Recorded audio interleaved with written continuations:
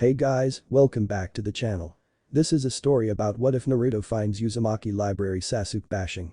Before I start, please support for more amazing content and do consider subscribing to my channel and share this video with your friends. This is written by REGALCARNAGE19 and link in the description and support writer. Let's start the video. Chapter 1 Konoha, the village hidden in the leaves and arguably the strongest of the hidden villages, lay in shambles.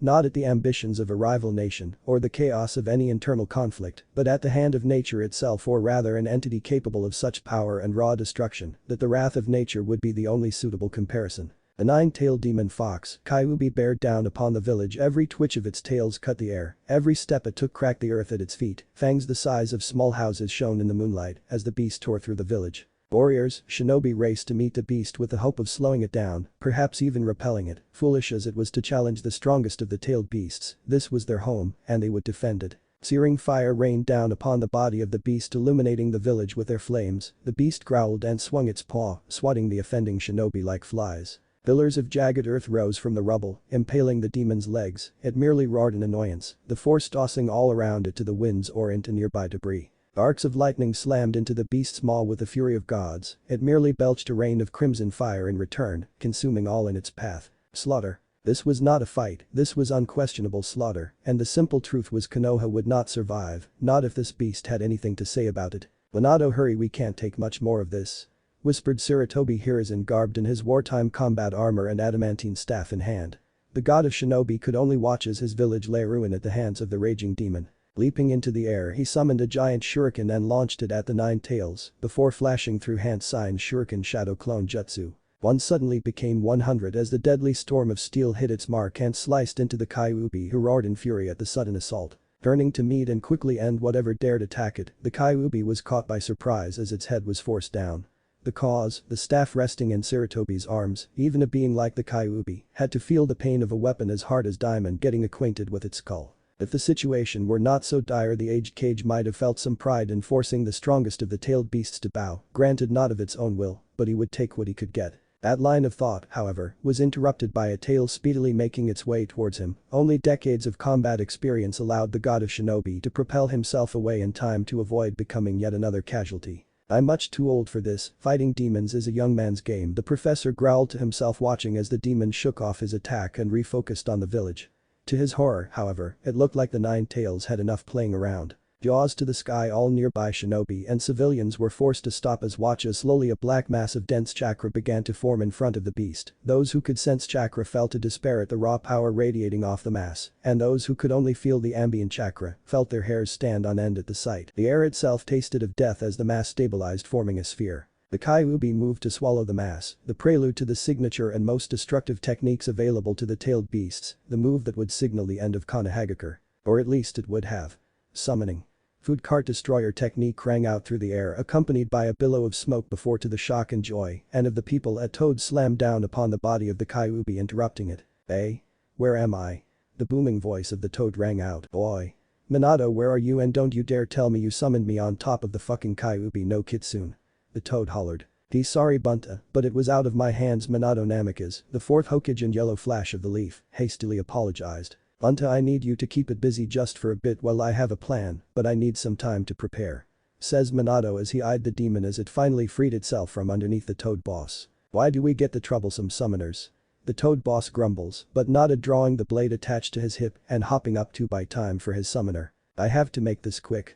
Glancing down at the bundle nestled in the crook of his arm, the young Hokage couldn't help but smile at the small baby resting in his arms, his son. "There is only one way to stop this beast, and only one way to ensure you'll have a trump card against what's to come." The thought gave the man some small measure of comfort. It was not every day one had to damn a child, their own child no less, to the fate of carrying a tailed beast. Flashing through hand seals, the Minato Namikaze cast the last technique of his career as Hokage and of his life. Sarutobi sighed as he looked over the reports in his office, retaking the mantle of Hokage after the untimely death of his successor. "You had so much waiting for you, Minato, your students, your friends." The aged man glanced sadly towards the crib next to his desk. "Your family," he whispered. Bedding up, the aged cage made his way towards the crib situated inside his office, taking in its babbling occupant with weary eyes. The baby with a small tuft of golden hair and sky blue eyes and whiskered cheeks squirmed within, his innocent eyes greedily taking in all this new world had to offer. So active for one so young, I'm almost sure you'll be a troublemaker, it's in your blood after all. The old man allowed himself a chuckle thinking back on a young Riti terrorizing the village with her pranks. Naruto Uzumaki Hiruzen muttered. He seemed to age the more he looked at the boy, a day-old orphan with a demon of raw hate and malice tucked away inside him. Life could be so unfair. He gently poked the boy's stomach, tracing the outline of the seal, and earning him a cute burble from the child, lifting his spirit somewhat. With all the death, it was refreshing to see the brighter side of the world. A knock at the door broke the man's focus. "The council is assembled, sir, they are ready for you." The soft voice of his secretary informed him. Giving a quick affirmative, the aged Cage gently scooped the baby boy into his arms. "Well, young one, let's not keep them waiting," he whispered. As he made his way towards the council chambers, the weary Cage could only hope the trust his successor had placed in the village proved worth his sacrifice. A nightmare. If you ask Naruto Uzumaki what he thought of Konoha, his first response would be it's a living nightmare. The general populace despised Naruto Uzumaki, and those few that did not outright hate the boy were either too wary of him to offer any real aid or ambivalent to his plight. Why the young blonde did not know, no other children were looked at the same way he was, no parents whisked their kids away when other children appeared, it was always him and him alone. He had tried hard to fit in, throwing on his biggest smile, dressing his best or at least the best he could afford to, and being as polite as a 5-year-old could be, but in the end, it meant little to people of Konoha. Besides staring at the 4 blank walls of his room, other children had decorations or pictures they had drawn lining their walls. For a time he had them as well, pictures of him surrounded by friends, a few with what he thought his parents may have looked like. He took them down though, they only made the isolation feel worse. But the grunt, the young boy turned to face the window and stare into the night sky. Despite his bright traits, the boy had always felt at peace under the glow of the moon and stars, away from the glares and whispers and happy families. He got up and walked over to the window, taking in the village. Despite it all, he still thought the village itself was beautiful, the people much less so, but it was his home and on some level, he cared for it. He caught sight of a few jumping shadows, ninja, back from missions or setting out on tasks. He watched in awe as they jumped from rooftop to rooftop. Like most children, Naruto wanted nothing more than to be a ninja, and it was hard not to. The power, in the eyes of a child, was just amazing. "One day I'm going to be the greatest ninja in the world," he whispered to himself. Watching the last of the shadows fade from sight, the boy gave a nod to himself. He would become the greatest, and the world would respect his name. Settling back into bed, he slowly drifted off to sleep, his promise quietly echoing in his head. The first day into his promise, the boy had hit a small snag in his plans. "I don't know the first thing about being a ninja," he cried out to himself. Oh sure, he knew they were sneaky and could jump high, but that couldn't be all there was to it, and even if that were true, he had no base to work with. Where did he even start? He racked his brain for a solution. He needed the basics at least. He couldn't reach his goals if he didn't understand what he needed to focus on. Naruto took a few breaths and calmed himself. Something he'd learned helped him relax when under the glares of adults or the teasing of his fellow orphans. The punishments for acting out were much worse than dealing with a few cold looks or some jeering. Information. He needed a baseline to get him started, and the only place he could think of was Konoha's central library. He had never actually been there before. He'd passed by it plenty of times, but never felt the need to enter it.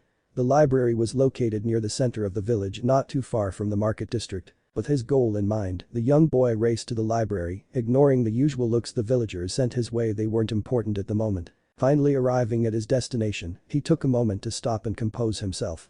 He didn't know what kind of reception he would get here, and it wouldn't help to go in without thinking. Once he was sure he had cooled down enough, he slowly entered the building and was rather disappointed by how plain it was. Rows and rows of books stretched across the walls, but there was nothing spectacular about it. Walking further in, he found himself in front of a desk with a young woman facing away from him, stacking books onto a cart. Taking a moment to ready himself for whatever response he might receive, Naruto steadied himself with a small breath and coughed into his fist to get her attention. The woman gave a slight gasp, dropping the book in her hand onto the floor.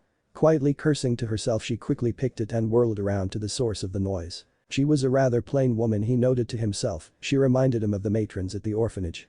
Plain black hair was done up in the popular Haim style, framed a similar pair of jet black eyes, hidden behind a thin pair of black rimmed glasses. Her thin lips stuck out in a pout, probably due to her surprise at his interruption. "Hello there." Her soft voice cut his appraisal short, and he quickly brought his gaze back up to meet hers. Sorry." He cursed his inattention. He could see her quietly giggling to herself at his embarrassment, making it his turn to pout. Seeing this, the young woman managed to calm her laughter and addressed him once more. "Apologies, I did not mean to embarrass you." She bowed slightly towards him. Straightening herself out, she addressed him once more. "My name is Amagi Nara, current head of the Konoha Library." She finished, a hint of pride in her tone before looking to him for introductions. Naruto hesitated. Those who did not know him by appearance did know him by name, and very rarely did encounters remain friendly once his identity came up.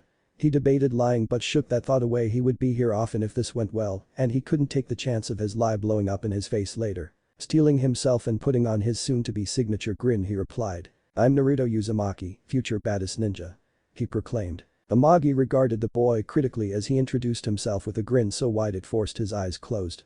She knew exactly who he was. She was a Nara after all, librarian or not. She was also old enough to remember the attack and the third second's decree regarding just what this boy truly was. The real question was, why was he here? She may have only recently inherited the head position, but she had frequented the library for years and had never seen the boy step foot inside the building. Focusing back on the child in front of her, she raised an eyebrow with a small smirk. "Oh really? Well then, what is a future baddest ninja doing inside my library?" A rather direct question, she would admit, but in her defense, he was a young child. She doubted he would find her interest particularly suspicious. Naruto's grin seemed to grow even wider at her positive tone. He had been fully prepared for a scowl or even a threat, but this lady had proved him wrong. Snapping back to attention, Naruto looked back up to her with hopeful eyes. If she wasn't going to throw him out, maybe she would help him. "I want to learn how to become a ninja and thought maybe I could find some stuff here that'll help." He rubbed the back of his head in slight embarrassment. Let it be known Naruto did not like asking for anything, either because of his own pride or the constant rejection he faced at the village's hand, forcing a higher level of independence upon him. Books on being a ninja. Amagi rubbed her chin and thought at his answer. They, of course, had books on the fundamentals of almost every shinobi art, barring the more dangerous art such as sealing, which required granted access by the Hokage or Jounin to be given to civilians or younger ninja. The real question was, should she help him or turn him away? She was not blinded by hate or anger. No, she had a basic understanding of sealing arts and knew the boy and the fox are separate entities, and to blame the boy would be both cruel and foolish. No, her reservation came in what he would do with knowledge, and with knowledge eventually power. A boy shunned for reasons he is not aware of being given access to skills designed to kill, at face value, was a recipe for disaster. No one should even indulge. Her mind raced with possible outcomes. Well, he might not be the demon himself. Could the fox perhaps influence him to aim his newfound skills against the populace? Should the seal fail, could the fox take over the boy's body and in turn gain access to the skills he had acquired? Sure, there were other ways he could acquire the information. The academy sprung to mind, but he would not qualify to enter for at least 2 years. 2 years he would spend ignorant and untrained. However, she also acknowledged that delaying his quest now could result in a similar problem. The boy denied the chance to chase his dreams. On top of being arguably the most disliked person in the village, would make him more susceptible to outside influence, be it a demon fox promising revenge or a foreign ninja offering the chance of a better life. Either option almost guaranteed a new threat to the village. She looked back down at the young boy, eyes filled with hope, determination, and excitement, but looking deeper revealed to her fear, sadness, and insecurity. Amagi has a choice to make. Leave the boy alone, open to anyone willing to give the boy a modicum of attention, or help leaving his and possibly the entire village's fate to the winds. Or, guide the boy, handing him the tools to become a trained killer, but aiming them away from the village. Choice made. Walking out from behind the desk, Amagi rubbed the boy's head, inwardly noting the blush creeping along his face and the shocked look he tried to hide from her at the contact. Definitely the right choice. Along Naruto-kun, I believe we do have some texts on beginner-level shinobi exercises and techniques. Let's see if we can find what you are looking for. Yeah. She smiled down upon him, offering a small measure of support. Naruto would fondly remember that moment in the future, the first time someone had truly acknowledged him, and the first time the problems in his life, just for a moment, seemed a bit smaller. Naruto sat quietly as Amagi seemed to glide from bookshelf to bookshelf, grabbing books as she went with an almost inhuman grace to her movement. He didn't think a librarian could move like that. He watched as she would open every book and briefly skim its contents before either putting in the growing pile she had set up for him or returning it to its proper place, shaking her head and moving on to the next shelf. Taking his attention away from her for the moment, Naruto inspected the collection of books she had picked and saw quite a few promising texts within the pile. Taijutsu 101, Ninjutsu for Dummies, and Beginner's Guide to Strategy among a few others. That should be enough for now, he heard her mutter. Amagi's voice shook him out of his thoughts, and he looked up to find her standing beside him, admiring the rather sizable collection of scrolls, texts, and books. Amagi-san, isn't this a bit much?" he questioned with a highly concerned look on his face. There were at least 10 books in this pile, not to mention the 4 scrolls he saw curled up next to them. He was eager to learn, but he had no clue how he was going to get through all these. Amagi laughed quietly at the look of dread on the boy's face at the prospect of all the reading he might have to do. She could appreciate a good book, but everyone had limits, especially children. You won't be reading all of these, Naruto-kun, she giggled. Not unless you want to, of course. Naruto quickly shook his head in negative. Thought so. She pulled up a chair and sat herself next to him. She looked once again at the pile. Truthfully, he would probably go through most of these books regardless, but she wanted to give him a chance to see what would be in store for him in the future. His curious gaze broke her out of her thoughts. If I don't need them all, why did you bring them out? He questioned. She smiled at him and replied, because Naruto, if you are going to be a good ninja, you need to find your focus. By focus? He tilted his head in confusion. Your focus? She reaffirmed. What shinobi arts are you going to specialize in? Naruto frowned. Can't I specialize in everything? He wanted to be the best ninja, obviously, the best ninja was supposed to be good at everything, right?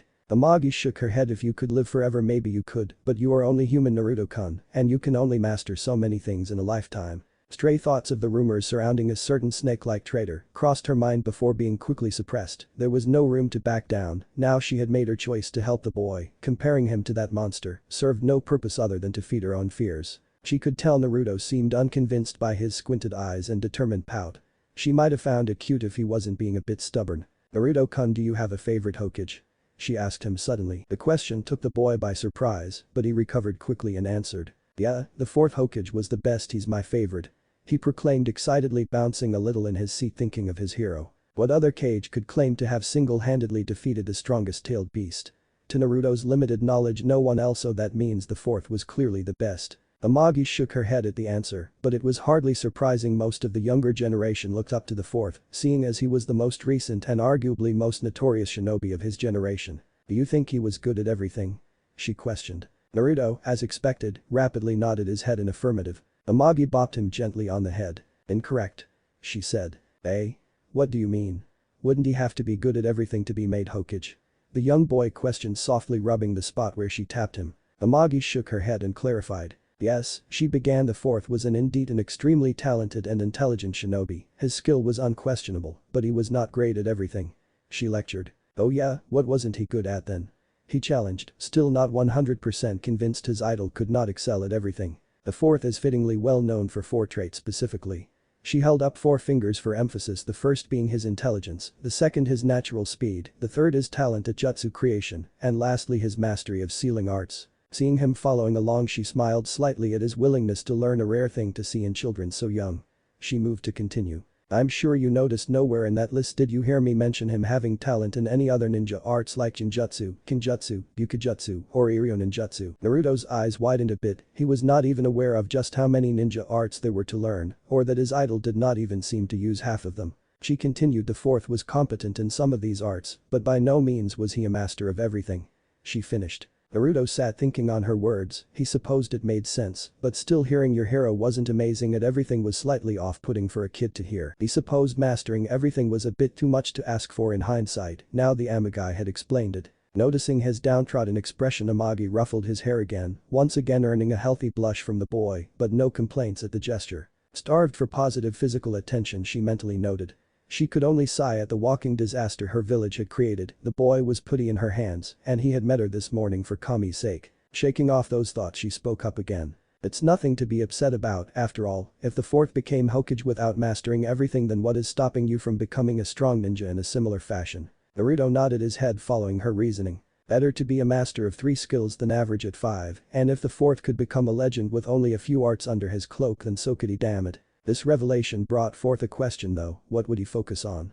He clearly wasn't aware of every single ninja art, so how could he choose, and what if he chose skills that didn't fit him? Seeing the boy in front of her frowning at this thought, Amagi decided to help him out a bit. She wouldn't tell him what to study, that was his choice and his alone, but she could guide him a little. Naruto-kun, she called out, bringing his attention back to her. Would you like some help in finding what suits you? Naruto nodded, grateful for any assistance his new friend, internally he hoped she was his friend, could offer. Reaching into the pile, Amagi pulled out 2 books and placed them before him. The first book was rather unremarkable in appearance, a bit worn, signifying either old age or frequent use, perhaps both, and a plain faded white hardcover. Beginner's Guide to the Ninja Arts by Saratobi Hiruzen was printed along the cover in black text. Simple and to the point. The author sounded familiar to Naruto, but he put that thought away in the back of his mind and looked to the second book she had placed before him. The second book was much smaller than the first and much more worn. Similar to the first book, at first glance it was unremarkable. It didn't even have any text on the cover, nor an author, just a black covering that was faded in some spots with the passing of time. A short cough brought his attention back to his companion. Seeing that she had recaptured his gaze, Amagi clarified her selections. The first book is rather obvious, a rundown on almost all the known shinobi talents and their uses. She decided not to mention it was missing the forbidden or banned arts. She didn't need the boy deciding he wanted to master forbidden jutsu after all. The second book, she grabbed a small black book in her hand and held it up as an older copy of what's known as a bingo book. Bingo book? Naruto asked in confusion. A bingo book, she began to explain, is a book designed to make note of famous or rather infamous shinobi and kunoichi throughout the elemental nations, listing some of their skills, allegiances, known allies, pretty much anything that can be found out about them really. Naruto looked at the little book with much more interest now, but that still begged the question, why was she giving him a bingo book? Seeing his confused expression, she sighed a bit to herself before explaining. The bingo book contains a list of ninja from all villages, Naruto, not just Konoha. Every village has its own tricks and unique shinobi that tend to use different arts you might find interesting enough to pursue. She explained. She swore she could almost see an actual light bulb flicker on in his mind. Naruto had caught on to her meaning. Coming to the library showed him just how little he really knew about being a ninja. It was a bit embarrassing honestly, but at least he had a better idea now than when he first walked in. He swore he would make sure to be better informed from here on. Moving past his embarrassment, he glanced back down at the bingo book and replayed what Amagi had told him. If true, then he could learn about styles not even found in his village. He could be truly unique. Grinning, he turned back to face Amagi, newfound determination in his gaze. He was going to become the greatest ninja the village had ever seen. That was his promise of a lifetime. Seeing the light in his eyes, Amagi couldn't help but offer him a cheery smile. Looks like he's almost ready to start on his path, she thought to herself. She wondered where it would take him. Grabbing the two books as she stood, she addressed him once more. Naruto-kun, let's get these two books checked out for you. I'll store the rest away until you have need of them, she informed him. He nodded and moved to follow after her, taking care to put back a few of the scrolls he'd been glancing at while he was waiting for her. Making their way to the desk, Amagi noted down the two texts before handing them over to the boy in a small bag. I don't think I need to ask this, but you'll take good care of those books, won't you, Naruto-kun? She asked him, a gentle smile. Naruto was not the sharpest child, but he could have sworn he saw the nearby shadows twitching behind her. He rapidly nodded. How could she be so scary? With a smile. Laughing quietly to herself, she rested her hand gently upon his head, running her fingers through the untamed but oddly soft mass of golden spikes. I'm putting my faith in you then, don't let me down, she smiled down at him again, this one without any malice. Naruto looked down at the floor. Her words and gestures sent an unfamiliar but not unwelcome feeling through his chest. He wasn't sure what it was, but he reveled in it nonetheless, committing the warmth to memory. He met her eyes once more and gave the largest grin he could fit on his childish face and spoke. I won't, that's a promise, and Naruto Uzumaki never breaks a promise. He proclaimed. An honest ninja, huh? Amagi mused to herself. Not the most practical, she admitted, but couldn't shake the feeling this boy would be something great one day. Well then, get to it, Naruto, you still have a long way to go and it's getting late. She gestured to the window to left, showing off the setting sun. Seeing the time, Naruto's face fell a bit. He had wanted to begin training today, but knew better than to wander alone at night through the village. It wasn't safe. At least not for him anyway. Shaking that thought away, he turned to face her and nodded again, securing the bag and his new books in hand. He made his way towards the building's exit, stopping right before the doors. He turned to see his new friend one last time, fond memories of their day together filling his mind. The first day in his entire life he didn't have to spend truly alone. He gave a megawatt grin and waved to her. His grin widened, seeing her return the gesture with a smirk and wave of her own. He decided he loved the library. Racing out, he cut through alleyways and secret paths he had found in his solo explorations of the village, arriving at his tiny apartment in record time. He was eager to start reading. After all, once he found a style that suited him, he could begin his training. Rushing into his room, he dove onto his bed and set out his new books in front of him. He took a moment to decide where he should start first, before settling on the white book first. Probably better to actually understand all the arts before trying to make any real choices. Setting the book down in his lap, the young boy would spend the rest of the evening reading, taking small notes here and there when something caught his eye or he had questions to look back on during his future trips to visit the library. He'd fall asleep 2 hours later with a smile on his face and notes littering his bed. Naruto blearily took in his surroundings upon waking slowly, recalling the events of the previous day and his late-night reading binge.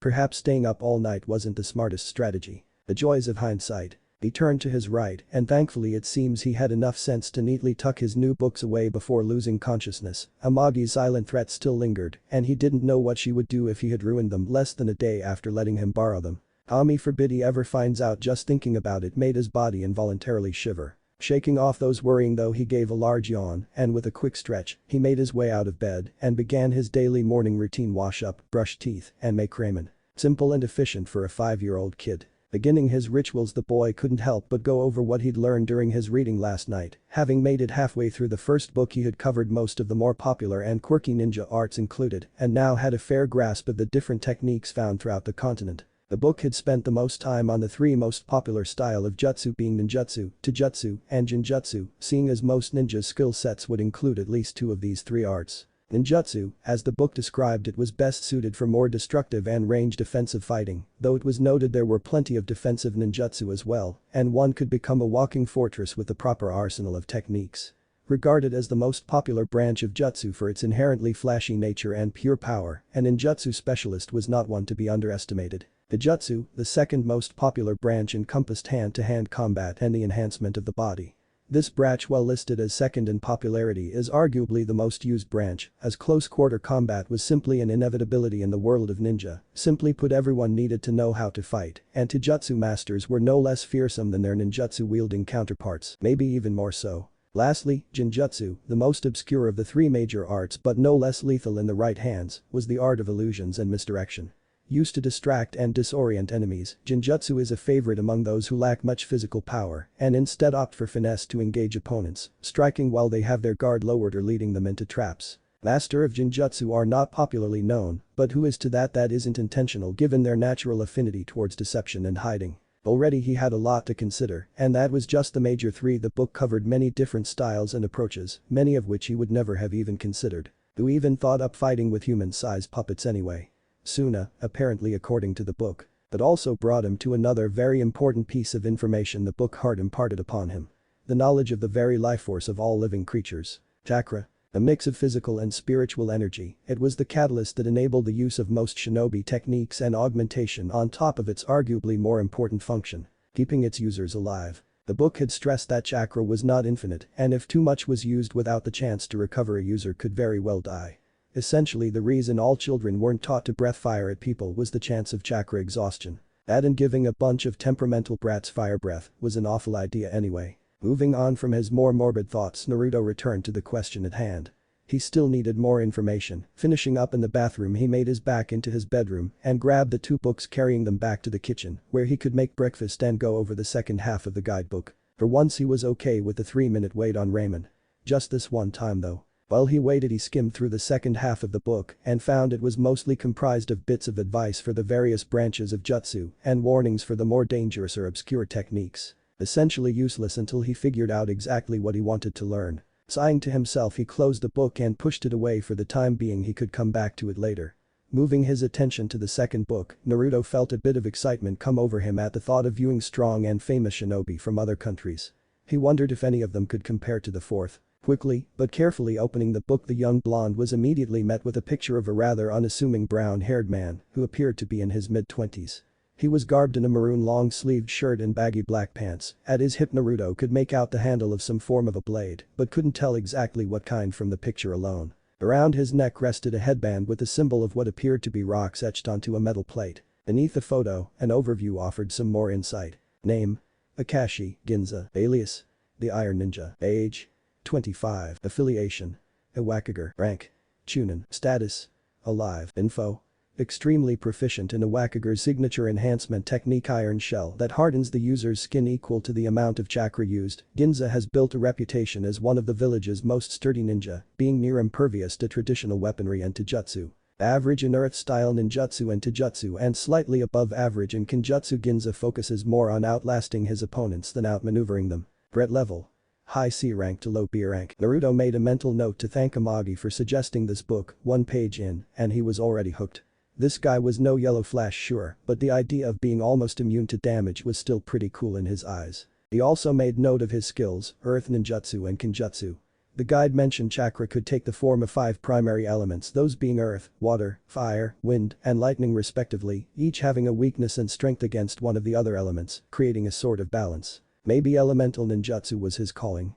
He would have to find out more though. He doubted it would be as easy as picking an element and flinging it around as he pleased. He could hope though. His thoughts were interrupted by the smell of his raiment snapping him out of his daydream. He quickly closed the book, piling it quickly on top of the other one before grabbing his cup ramen and making short work of his salty breakfast. Quick, cheap and tasty, what else could he ask for? Finishing his breakfast in typical Uzumaki fashion, inhaling it, Naruto decided he needed to take a break. He had spent all night and most of his morning reading. His body demanded exercise. Gathering his outfit consisting of a pair of black shorts, a white shirt with an orange spiral on the back, and finished off with a pair of blue sandals, he quickly changed and made his way out the house. Deciding against heading further into the village, he made his way towards the outskirts of the village instead, in the direction the outer training grounds. Konoha had two types of training grounds, the first being those found within the village used generally by academy students and genin for safety and oversight. The second being larger ones located outside the village that were bigger but didn't offer the safety of Konoha's walls. These were used by Chunin level ninja and up. Obviously, he knew he didn't belong to either category, but the guards generally didn't bother stopping him from walking out. He wouldn't put it past them to be hoping for a stray animal to attack him or something. Frowning at the thought, he shook his head and sped up. He was not going to think about that for now. As expected, the guards barely spared him a passing glance before returning to their duties as he walked through the checkpoint leading to the training grounds. At least being ignored had some perks to it. Naruto slowed as the village gate shrunk behind him, hidden by the towering trees that concealed the village and give it its namesake. He truly enjoyed being out in nature. He was still alone, yes, but it lacked the malice that seemed to follow him when he traveled throughout the village, instead replaced with peaceful silence. Ooh. An excitable shout rang out through the forest. Okay, maybe not so peaceful today. Sprinting to where he heard the shout, he came across two figures standing in the middle of an empty training ground. They seemed not to notice him, hidden within a bush by the edge of the grounds, too engrossed with their own conversation. The first figure was a bit shorter than the second, standing around 5'9". Through the more interesting features were his spiked silver hair standing defiantly in the face of gravity, his headband that covered his left eye, and a face mask that covered his mouth and nose, leaving only his right eye visible, giving him a scarecrow-like appearance. Other than that, he seemed rather plain, garbed in the standard green shinobi vest, with a black long-sleeved shirt and somewhat baggy black pants and sandals. The second figure, however, made the first look completely normal. Standing at around 6 foot tall, the second figure was dressed head to toe in a green skin-tight jumpsuit with a green vest and orange leg warmers. The oddity didn't stop there. The bowl-cut and bushy eyebrows made for one of the strangest sights Naruto had ever seen. Were those things even real?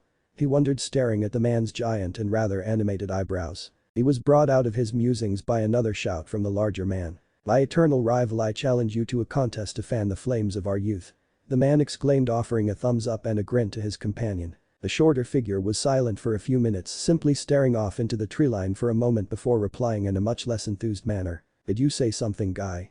the man asked, pulling out a little orange book from a pouch on his hip. "Ah. You and your hip attitude won't get the best of me today, Kakashi. I'm here to even the score, and as the one behind I get to choose the challenge." The man pointed dramatically at the now identified Kakashi. Kakashi sighed while flipping a page of his book. "Alright guy, name your challenge," he muttered, hoping to get this over with quickly and go back to reading in peace. Ai's eyes quickly darted in the direction of their hidden audience member. Though he knew Kakashi was well aware of the boy's presence, the amount of latent chakra inside him wasn't hard to spot even by non-sensor nin. Ai returned his gaze to his rival, giving off a dazzling smile before issuing his challenge. "A simple spar, old friend. No better way to get our blood pumping than a good fight." Kakashi didn't outwardly react to his comrade's exuberance, but inside he truly wanted to be anywhere but here. Was it so much to want to just read and enjoy his day off? Apparently, yes. Putting his book away, he nodded towards Guy. "What are the rules of this bout, Guy?" He could try and run, but Guy would find him sooner or later. That, and if he left, he wasn't sure what Guy would do to the kid hiding in the bushes, but it wouldn't be fair to leave him to that fate. In his hiding spot, Naruto couldn't believe his luck. He was going to watch two ninjas spar for the first time. Shinobi were by nature a secretive bunch, so it was rare to see them show off any of their skill without either attacking one or being one yourself. This was a rare chance to see some action up close, and he was going to make the most of it. At his rivals, acknowledgement Guy seemed to get even more excited, if that was even possible, before quickly laying out the terms of their duel. "Only taijutsu and low-rank ninjutsu are allowed. No genjutsu or throwing weapons are permitted," Guy stated, laying out the rules of engagement. Essentially nothing that could go wrong and get their audience member harmed, but still allowed them to put on a little show. It also helped that it gave Guy an advantage that he could abuse. It seemed Kakashi picked up on that last tidbit and seemed to resign himself to being Guy's training post for a bit. He wasn't weak by any means, but Guy redefined what it meant to master hand-to-hand combat. Nodding his head in confirmation of the rules, he quickly jumped back, making space to prepare, his body tensing, ready to react to the slightest movement and respond in full to any aggression. I grinned and fell into his usual combat stance, legs parted and arms bent tucked to his side. If it wasn't for his ridiculous outfit, he may have looked somewhat intimidating due to his size alone. For a moment the two simply stared at one another, sizing each other up but making no move to engage. From his position in the bushes, Naruto could feel his hairs stand on end in suspense, his breath caught in his chest, waiting to see who would make the first move. He didn't have to wait long. I sprung into action suddenly, crossing the distance between him and his opponent in seconds and appearing before him, left arm cocked back for a direct punch to Kakashi's torso. Kakashi, having fought Guy many times before, was able to predict the incoming assault and spun on his heel back facing Guy's and crouching as he did so, allowing the offending fist to sail overhead before reaching out and grabbing Guy's arm, using the forward momentum to throw him over his shoulder. I, however, wasn't a taijutsu expert for nothing and quickly righted himself mid-flight and landing on his feet for a brief moment before he was once again upon his opponent in a burst of speed. If he couldn't put him down with pure power, then he'd overwhelm his rival under a barrage. Launching a series of quick punches, kicks, and jabs, Guy made sure to leave no room for Kakashi to breathe under his rapid assault and forced him back closer to the center of the clearing. Kakashi grit his teeth in annoyance under his mask. This fight was firmly in Guy's favor, and if this kept up things they would be tied soon, and that meant even more challenges. He refused to allow it. Seeing an opening in Guy's attack, he quickly dodged under a jab, making its way towards his face before kicking Guy in the stomach, forcing him to pause slightly in his attack, creating the gap needed for Kakashi to jump back once again, creating some distance. He wasn't idle during his backward flight through, flashing through hand signs in midair. He brought his fingers up to his masked mouth, calling out the name of his jutsu fire style. Great fireball technique. Naruto watched in awe as a large ball of red and orange flames appeared in front of the masked ninja before sailing towards Guy's position, ready to consume anything and everything in its path. It detonated immediately on contact with the ground, sending heated air rushing outwards from the explosion and charring the land around the impact site. Shielding his eyes from the gust of heated air, Naruto quickly turned to see what had become of the green-clad shinobi, who'd apparently just taken a fireball head-on. Was he okay? Among the leftover flames and charred rocks, he could not find a body, just ash, grass, and a burning log. Did Guy escape? Dynamic entry. A booming and familiar voice cried out from behind Kakashi, drawing Naruto's attention back in the other direction. Kakashi wasn't surprised that hadn't put Guy down, and he had been ready for a retaliatory strike. Hearing one of Guy's signature techniques incoming, he quickly spun around once more, this time bringing both his arms up as he braced himself, and soon felt the familiar and highly unpleasant sensation of Guy's foot smashing against his raised arms and sending him skidding across the training ground, leaving them once again face to face. Taking a moment to inspect one another, Kakashi noted Guy's outfit had a bit of soot on it, and he could see light burn marks from the heat of the explosion. It seems his attack hadn't completely been avoided, but he knew it wasn't enough to actually stop him by any means. I looked over Kakashi, barring some scuff marks he appeared outwardly fine, but he could see the silver-haired ninja's arms lightly shaking a bit from his surprise attack. His rival hadn't reacted in time and was forced to take the attack head on his hidden weights, adding to the power of the kick. Naruto was watching all this with bated breath. Truthfully, he knew neither opponent was giving their all in this match, but he didn't care. The skill on display was enough to make this whole outing worth it in his eyes. He knew he had made the right choice coming out here this morning. Refocusing on the two ninjas in front of him, he prepared himself for the next clash. Kakashi called out, how about we end this in one final move, yeah? Oh. Are you finally fired up, Kakashi? Are you feeling the springtime of youth? Guy replied, hyping himself up. Or something like that, Kakashi mumbled to himself before continuing. So.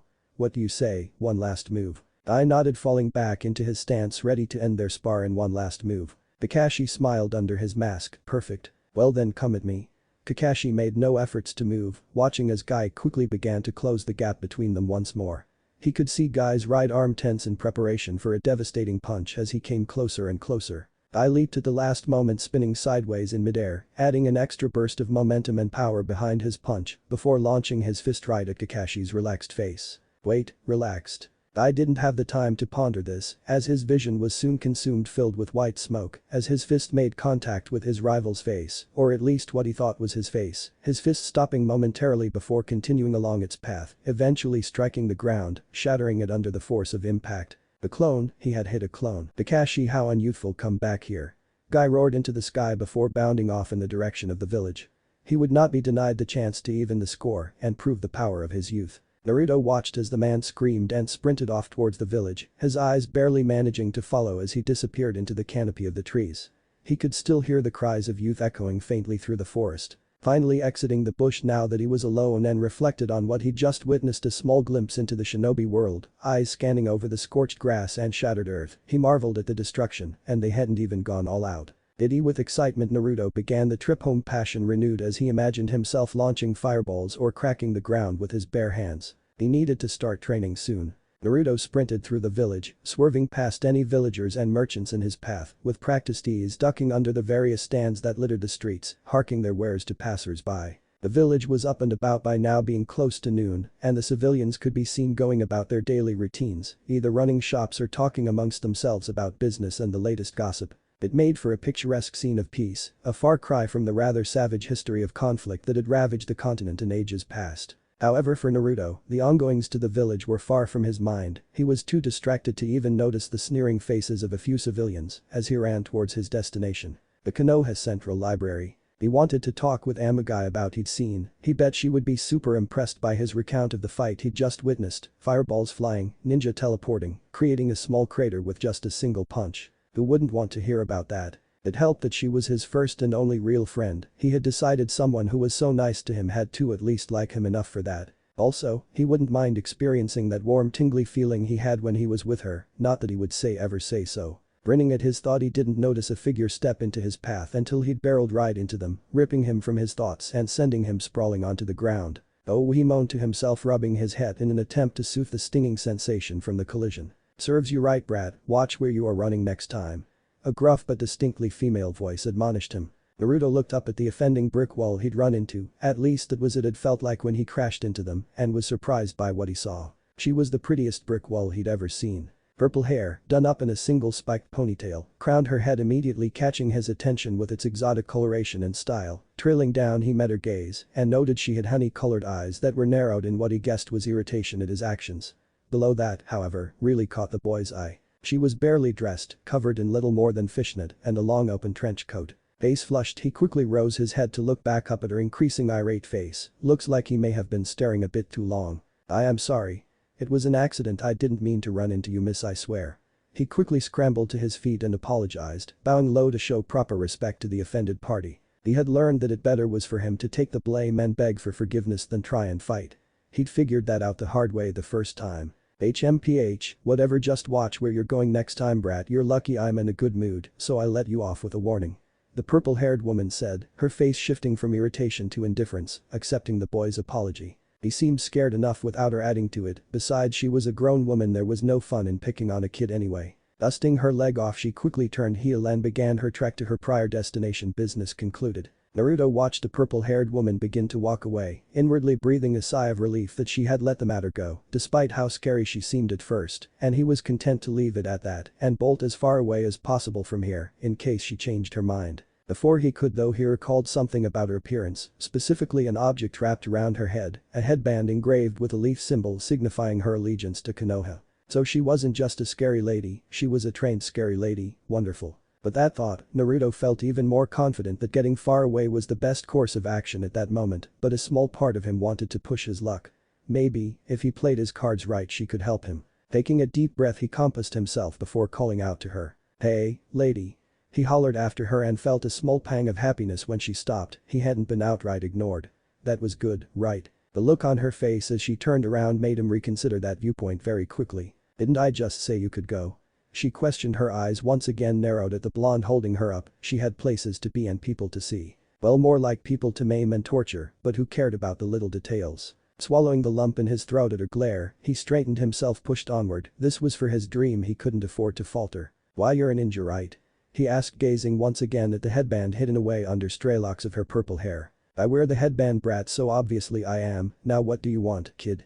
She wasn't the most patient woman by any means, and if he didn't have a good reason to be bothering her, she'd teach him to respect people's time with a little game of tag. Flinching slightly at her tone but not deterred, he pressed on, ignoring his growing concern. This may have been the wrong person to pester. He couldn't afford to back out now, though he had a feeling that would end worse than simply asking his questions. Doing his best to hide his growing fear, Naruto once again bowed and asked in the strongest voice a terrified 5-year-old could muster. Please, lady, help me become a great shinobi.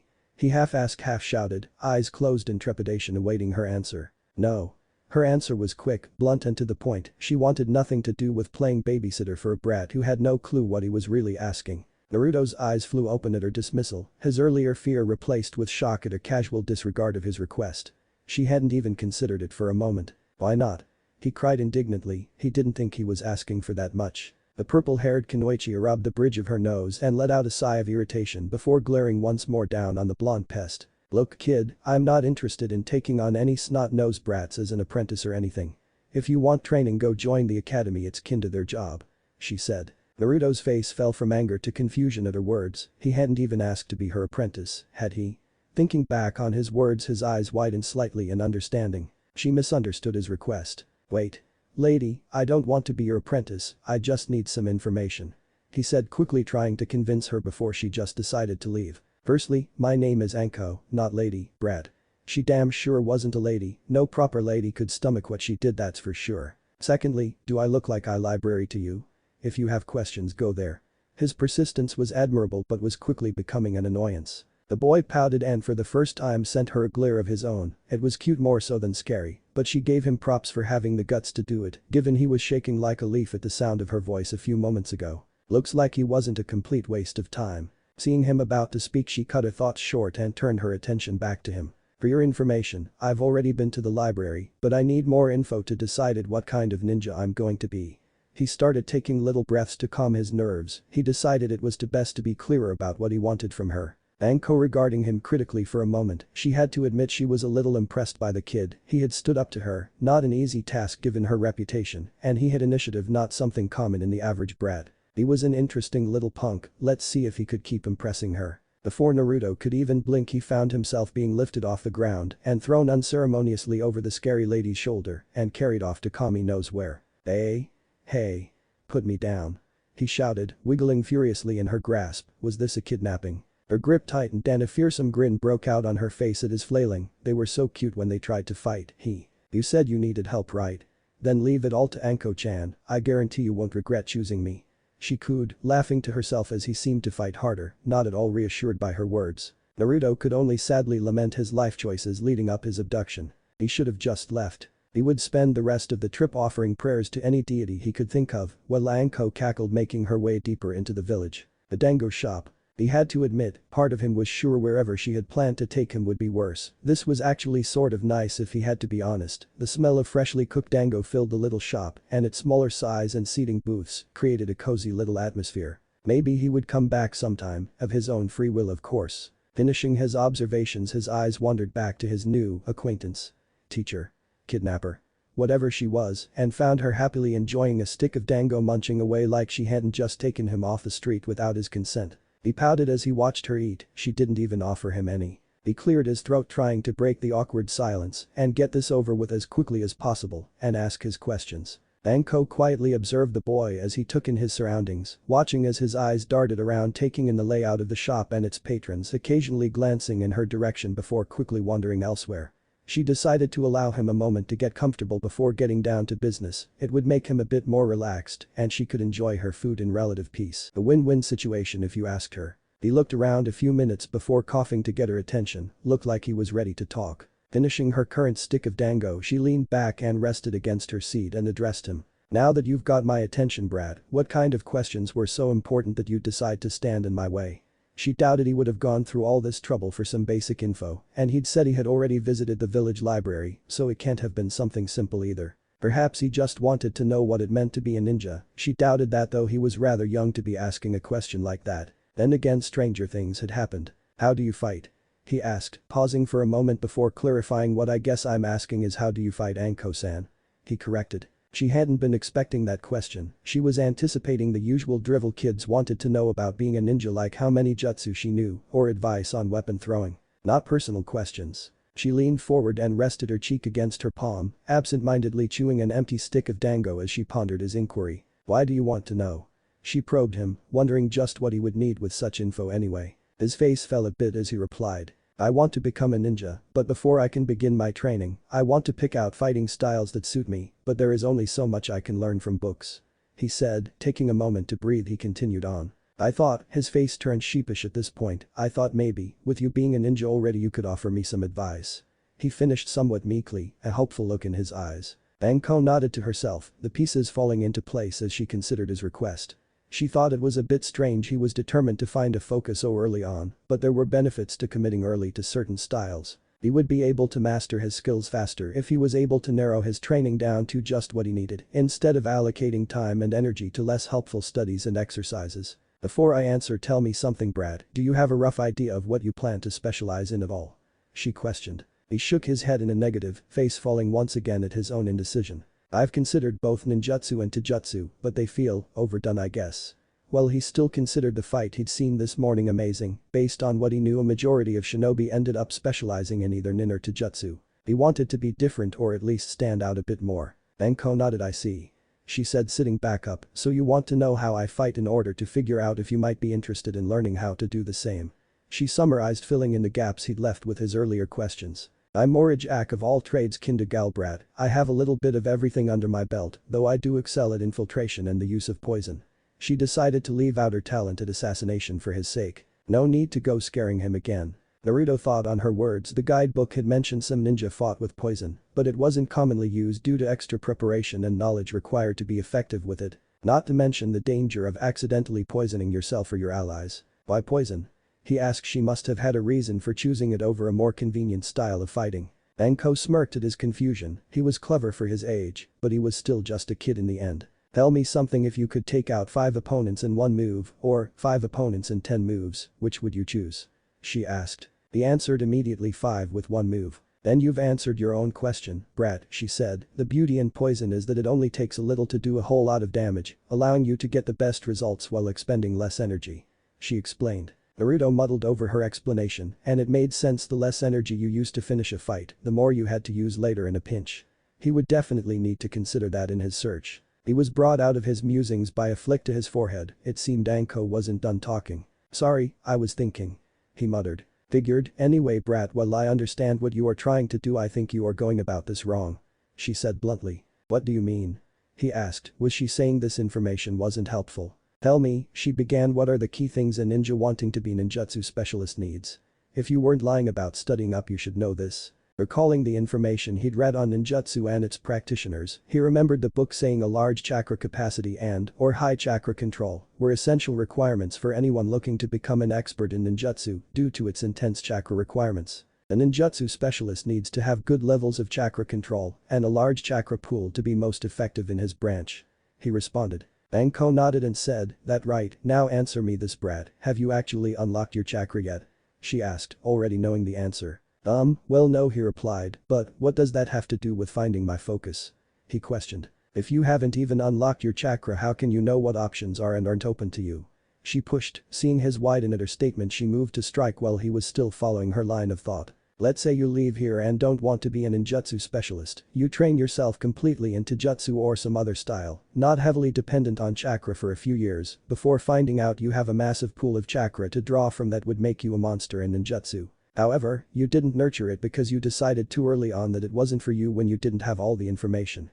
She finished. Naruto was kicking himself. How had he overlooked that? The book stressed many ninja arts were reliant or completed with chakra, and he was supposed to figure out what he wanted to do without even having access to his own. Banko, seeing the boy slump into his seat at the revelation, decided to take pity and throw him a bone. If you want some advice, here's what I would suggest. She said, grabbing his attention as he looked for any way to salvage his plans and wasted time. Forget all the focus business for now and instead work on improving yourself first.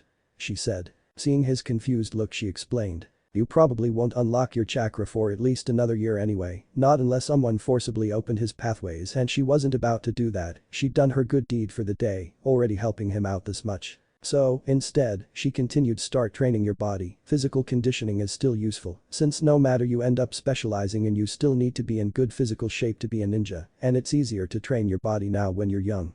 She explained. Naruto pondered her suggestion for a while, weighing up the pros and cons to her advice, and honestly, he couldn't fault her logic, plus she was an experienced kunoichi, so she probably knew what she was talking about, having experienced it herself. With that in mind, Naruto hopped out of the booth and grinned. Already new plans started forming in his head. He may not have got what he initially wanted, but he wouldn't complain about all he'd learned today. Turning to face the curious Kunoichi watching him, he offered her a wide smile to express his gratitude. "Thanks a lot, Anko-san, your advice really helped. I'll make sure I remember you when I'm the world's greatest ninja."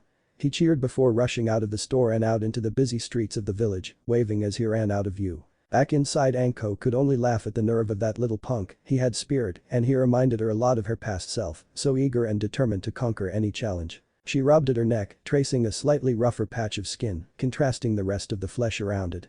Kami, it felt like a lifetime ago where her own smile might have been able to match his. Before everything had gone so fucking wrong. She could only hope he ended up in a better place than she had. Naruto smiled as he finally arrived at his originally intended destination. His slight detour kidnapping at the hands of Anko, while troublesome, proved more helpful than he could have imagined.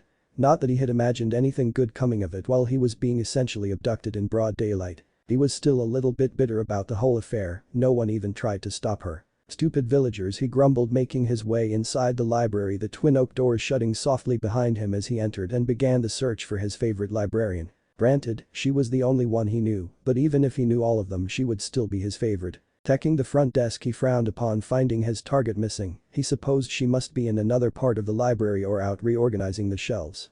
Being the holding place for most of the village's collective knowledge, or at least the non-classified and dangerous bits, Konoha's central library was actually rather large and without proper upkeep would be a nightmare to fix back up. So, with a sigh, Naruto began his trek through the rows towering bookcases, eyes and ears open for any signs of his prey. She had to be somewhere caught up in all these books. He spent the next few minutes searching, pausing occasionally to stop and look around the more hidden-away corners of the building before circling back to where he started, his frown growing deeper at his lack of success. "I guess she's just not here today," he grumbled to himself. He really had wanted to go over everything that had happened today. There was so much to talk about. He sucked his teeth at the apparently lost opportunity before freezing as two delicate hands suddenly covered his eyes and a familiar voice whispered in his ear. "Desu?"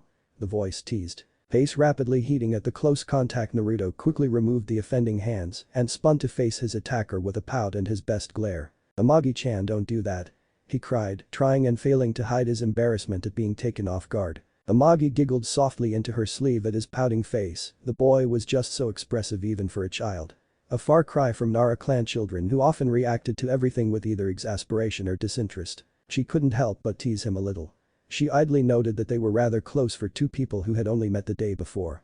She chalked it up to how open the boy was with her. He wore his feelings on his sleeves and his thoughts came alive in his eyes. It was hard not to be drawn in. She reached out and ruffled the boy's hair, ignoring his indignant squeak and smiling to herself that despite the annoyed front he put on, she could feel him leaning into her touch, a silent demand for more attention. She played with his hair for a few moments longer before removing her hand, pretending she hadn't noticed the slight frustration in his eyes at the departure. To spare him some dignity, she made her way over to her chair behind the desk and gestured for the boy to sit in the spare one next to her. He quickly scrambled onto it and turned to face her. A bit of red still tinted his cheeks, but she saw the slight smile that hinted at his contentment. "So, what brought you back here so soon, Naruto-kun?"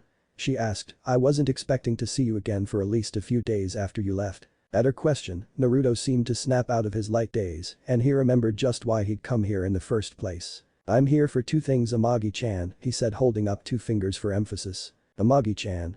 She hadn't noticed it the first time, but he had called Amagi-chan earlier when she'd frightened him too. She supposed he felt comfortable around her. The thought made her both happy and sad. Happy the boy felt safe enough with her after only one meeting to refer to her so affectionately. However, it saddened her that the boy was so starved for positive attention that he was quick to latch onto people for showing basic acts of kindness. Just how bad were things for him?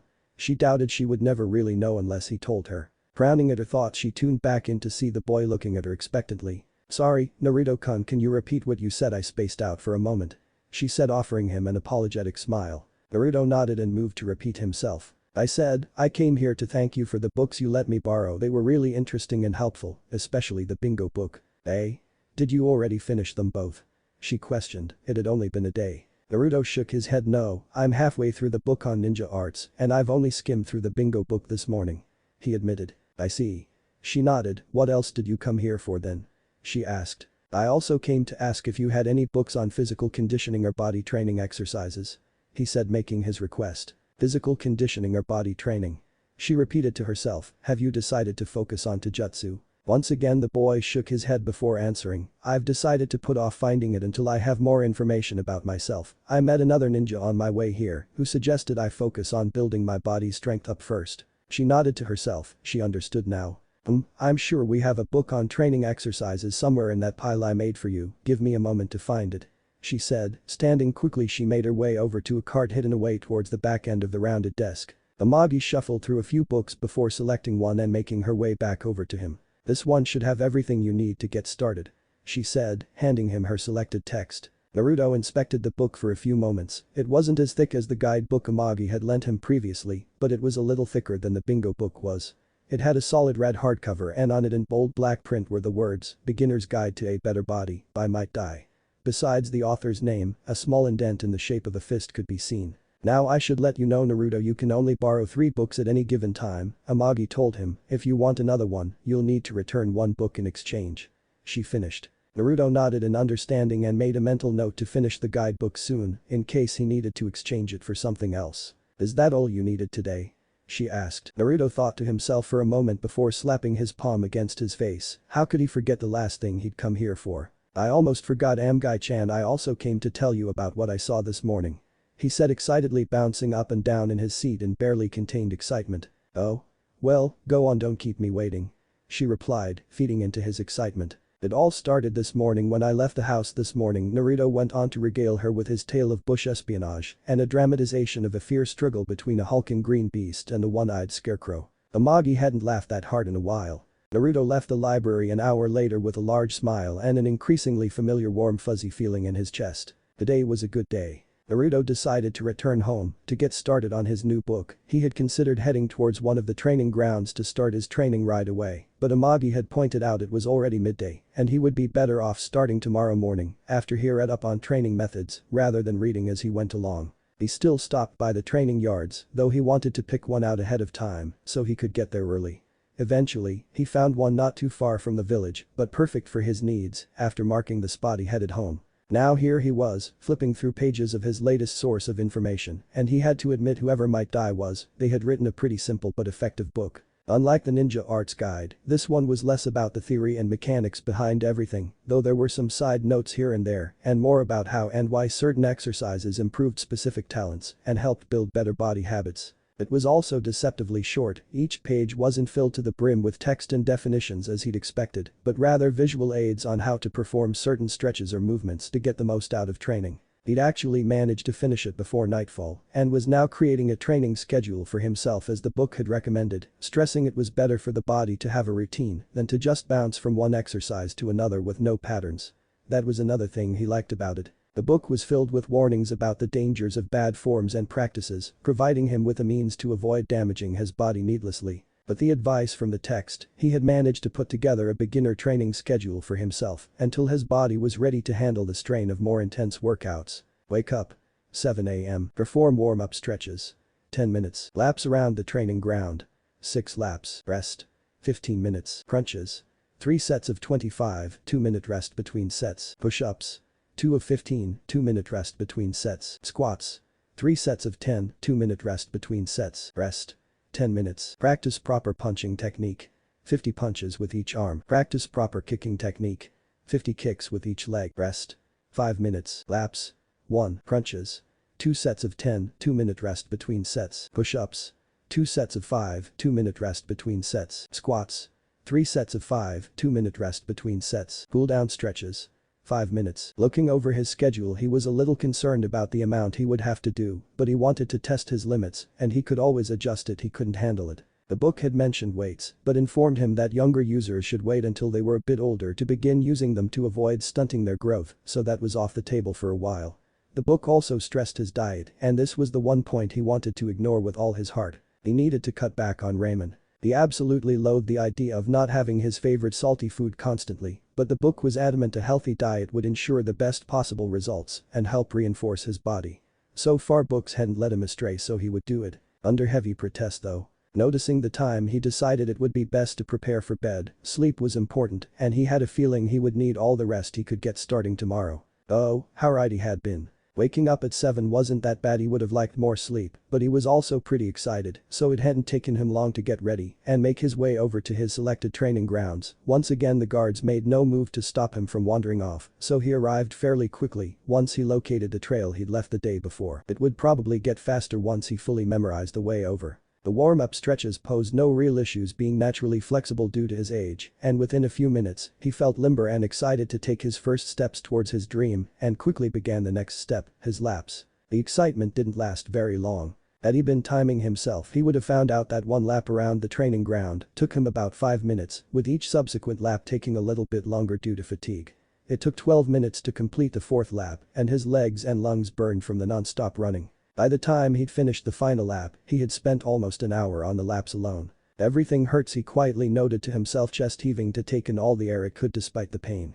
Even for a stamina monster like him, trying to keep up the pace was hellish. He thanked whatever deities listening that he'd had the foresight to put a small break in between his laps and the rest of his workout. Greedily milking his 15-minute break for all it was worth, he slowly pushed himself onto shaky legs to begin the next exercise. His body shouted at him to stop and let it recover more, but he squashed those thoughts as best he could. He hadn't come this far to give up just yet. Moving on to the crunches, he quickly set himself to work, ignoring the pain as he pushed his untrained body to meet his demands. The workout was just as equally mental as it was physical. He continued in this way for the rest of the morning, pushing himself harder and harder. Even as his limbs began to go numb, he still refused to stop, taking breaks only when permitted by his outline. Push-ups, squats, punches, and kicks all done to the letter. Sweat dripped down his body, drenching his hair and stinging his eyes. His shirt clung to him like a second skin, covered in dirt and grass stains from the few times he'd collapsed in exhaustion before pulling himself back up to go at it again. If you asked anyone, they'd probably say he looked like shit. He sure felt like it, that's for sure. Leaning against a nearby tree, he simply stared into the sky, too tired to consider moving for a while. He watched as the clouds drifted lazily in the sky, making notes of any odd or unique shapes with little noises. He didn't have the energy to speak at the moment. He didn't know how long he laid there just staring at the sky. He experimentally tried to move his arms but found little success, same with his legs. So alone he sat with his thoughts, and he had a lot to think about recently. He thought about his dream, to be the best ninja ever, and for the first time he wondered what that would look like. Different images of an older him in various outfits and equipped with various weaponry flashed through his mind mentally, occasionally grunting out his approval or disapproval of a certain look. He then thought about the village and its people, the cold looks and harsh whispers he'd been exposed to for as long as he could remember. He had tried to apologize for whatever he had done to earn their hate. He'd tried to be better, more polite, more welcoming, but nothing had ever worked. In the end, he was always alone. He hated it. Sometimes he even admitted quietly to himself he hated them. Could he really claim to love the village if part of what made the village what it was were the people who shunned him? Could he love a place that didn't love him back? He never noticed the tears that slowly leaked out of his eyes at his darker line of questioning. He was too tired to fight them and too upset at them to care. He couldn't hold the mask up all time. He couldn't pretend to be happy forever. He needed to let it out at some point. So he did. He cried and he cried and he cried until eventually there were no more tears to shed. For the first time in a long time, he just let everything go and wept for what he never had. The family he never had, the love of parents who would care for and would support him. That would be there for him just like the other children had. The toys he never got, too poor to afford such things, he always had to save to buy food and clothes, and what good did toys do if you ended up having to play by yourself anyway? That brought him to the thought that hurt the most: he didn't have any friends. He could accept not having parents, he knew other orphans existed, he wasn't alone. He knew not every kid had or could afford toys, those too he could live without. But, friends. It seemed everyone but he could have those, could have someone to laugh with and share his secrets. It wasn't fair. Why couldn't he have those? Why was he the one always left out? Why was he always the one that had to be alone? He clenched his teeth, his dirty hair shadowing his eyes as negative thoughts whirled violently in his head. It's why he hated coming home to his little empty apartment, its dirty walls staring back at him, almost taunting him. With no one to talk to, he could only sit and think, and the more he thought the lonelier he felt, and the lonelier he felt, the angrier he got. He wanted to be anywhere else right now. He wanted to run and never stop running until he didn't have to think anymore. Until his heart stopped hurting. He couldn't, though his body refused to obey, refused to listen to the one last thing he demanded from it, too spent to give him this one small comfort. So, instead, he had to remember. He remembered the endless sea of glaring faces. He remembered the unending taunts and the jeers from adults and children alike. He remembered the broken windows and vandalized walls he would come home to after a long day out, and the hours he would spend cleaning while passers-by laughed at his misfortune. He remembered the warm feeling in his chest the first time someone had truly acknowledged him. That someone had looked upon him, not with scorn or indifference, but warmth and understanding. Someone had opened their arms to him without malice and gave him a place where he experienced something he never had before. The feeling of being wanted. Amagi had never turned him away, in fact, she had gone out of her way to help him repeatedly. She believed in him when he spoke, never once doubting him or mocking his dreams. She had been a true friend to him. His first real friend. His tear-stained cheeks stretched wide, his earlier thoughts being beaten back by the sheer force of his positivity. A damaged but true smile settled on his face. Things weren't perfect, but they were starting to get better one step at a time.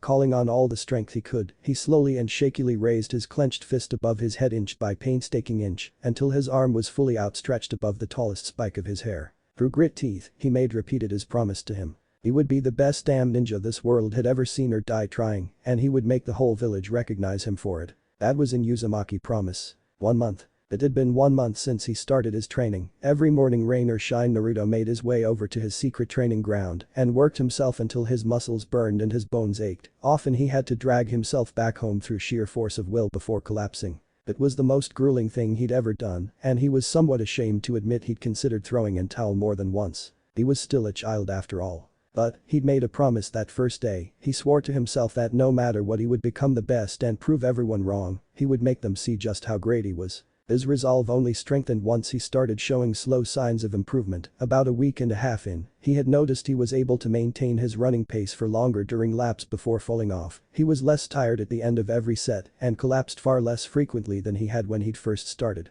By the end of the 3rd week, he had become accustomed to his routine, no longer struggling to get out of bed in the morning, and he completed all his assigned exercises much quicker than before. However, his training had given him some odd revelations about his body that he couldn't really explain, mainly in regards to how his body healed. The training guide explained the basics of how muscles worked and why he experienced pain after a hard training session. Essentially, his muscles were tearing and repairing themselves as he pushed them past their usual limits. This process resulted in stronger muscles, but temporary pain, as the muscles took time to heal from the tearing. His concerns had come in just how quickly his body seemed to recover from this process.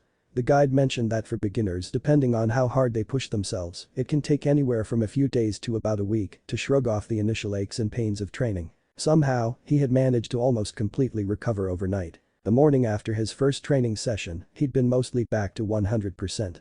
Sure, he had been slightly sore the following morning, but nothing like how the book had gone through lengths to warn him about. He'd asked Amagi if she had any clues as to why he seemed to heal so quickly, being his primary source of information besides books. He had initially been worried that maybe he wasn't pushing himself hard enough, so his body wasn't responding properly. She had quickly waved his concerns away on that idea though, especially after he had shown her his training plan. While she couldn't offer him an explanation as to why he seemed to recover faster, she reminded him that every person's body was different and perhaps he just happened to possess a quicker healing rate than most others. He'd been a bit skeptical of that answer, finding it too convenient, and so he decided to find a way to test and see just how much faster he could recover in comparison to a regular person. In the quiet of his home, he took a kitchen knife and made a small cut on the tip of his finger, just enough to draw blood, and waited to see how long it took for the cut to heal. The bleeding stopped in less than 5 minutes, the wound closed in about 10, and he couldn't even tell he had been cut after about half an hour. He had then asked Amagi how long it took her to recover from a similar minor injury. She had told him about a week for a complete recovery. That was a lot longer than he'd been expecting, and it only made him more curious.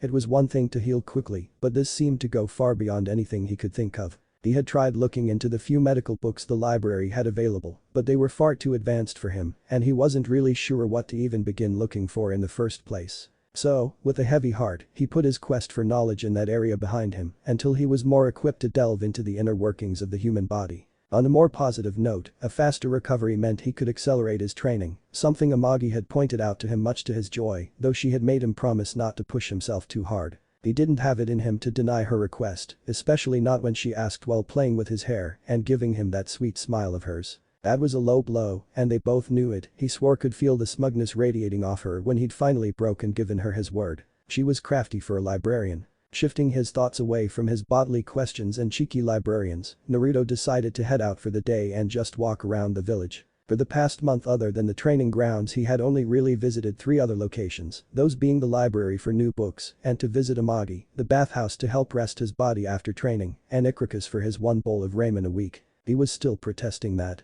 Either way, he hadn't really had the time to just walk around the village, and since he finished training early today, he might as well go see if anything interesting was going on or if the traveling merchants were selling any special wares from other villages. With his plans for the day finalized, he quickly packed his supplies away and set out to explore. Boring. There was literally nothing here he hadn't already seen before on his previous trips through the market and nothing of value that warranted spending his hard-saved money. There were a few well-known con artists that swung into town from time to time, claiming to have limited one-of-a-kind items to trick idiots and little kids out of their money, but he had long since stopped indulging them. Let it be known, growing up an orphan had made Naruto rather reluctant to part with his money for anything he couldn't fully see the use or value of. Giving up on finding anything useful or interesting, Naruto decided to head to the park not too far off from the market district where parents often left their kids while they went shopping or ran their stores. Konoha Park, or Little Root Park as it had come to be known, was the oldest and most popular park in the village.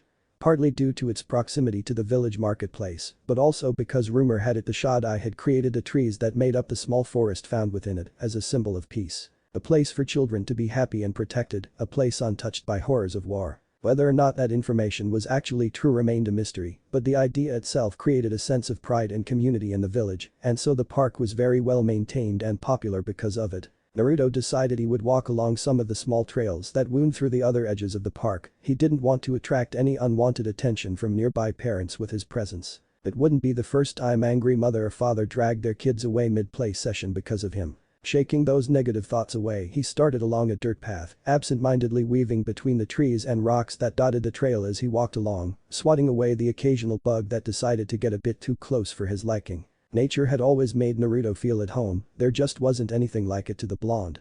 The sunlight peeking through the gaps in the trees brought the forest to life in an almost mythical way that just he never saw anywhere else in the village. Closing his eyes, he took a moment to just enjoy the experience, the gentle but sweet aroma of the wildflowers, the sturdy but unnaturally smooth texture of the trees, the soft muffled sounds of someone crying. Wait, crying. Naruto's eyes snapped open and he listened more closely, doing his best to tune out the buzzing of nearby insects and distant shouts of the playground children.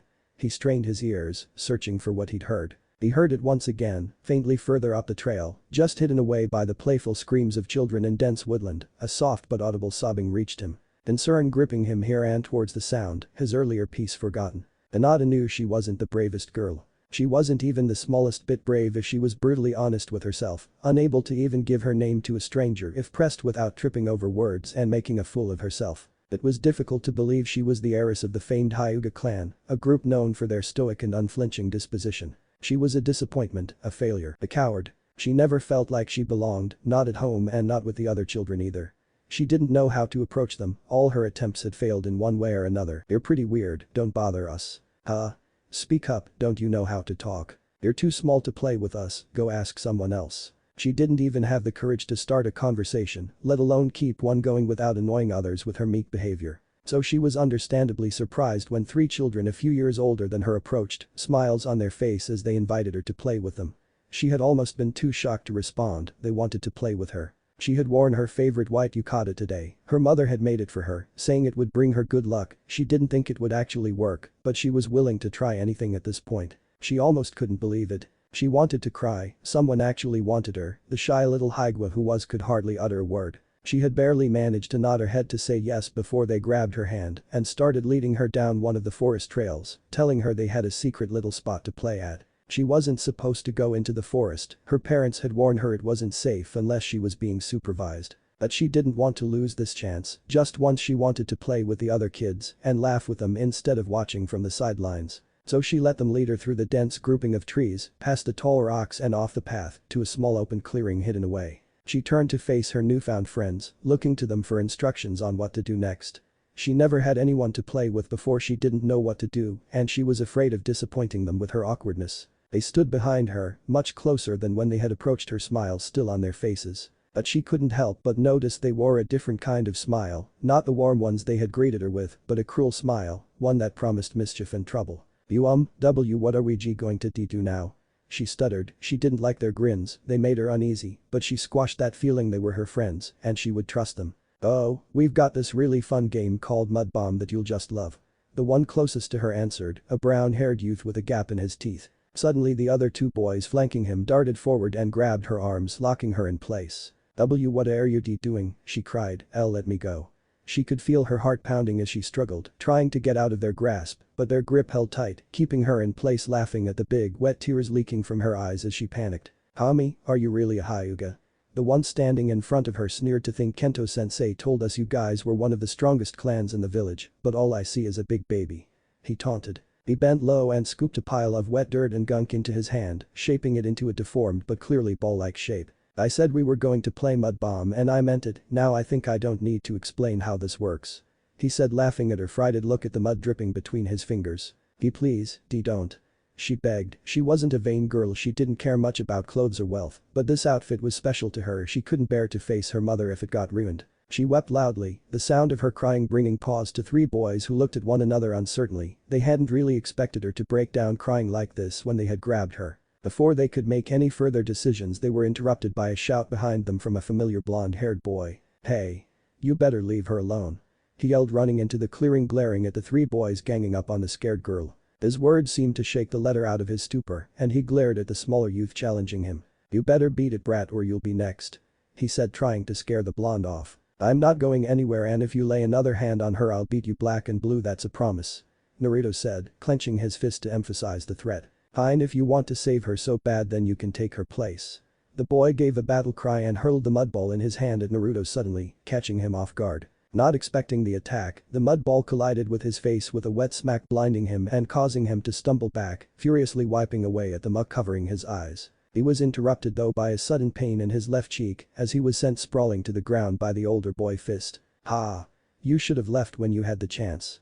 The bully laughed as he watched Naruto struggle to regain his bearings. Hinata could only watch helplessly as the boy who had tried to help her crawled along the floor, rubbing his dirt-covered face. He was hurt because of her, because she wasn't strong enough, because she didn't listen to her parents, because she was useless. She never hated herself more than at this moment. Naruto growled from his position on the floor, that cheap bastard wouldn't even fight fair with a kid younger than him. The coward. Fine, if he wanted to fight dirty, then so would he. Finally wiping the muck out his eyes with his sleeve, he scanned the floor and found a small stone and quickly formed a risky plan.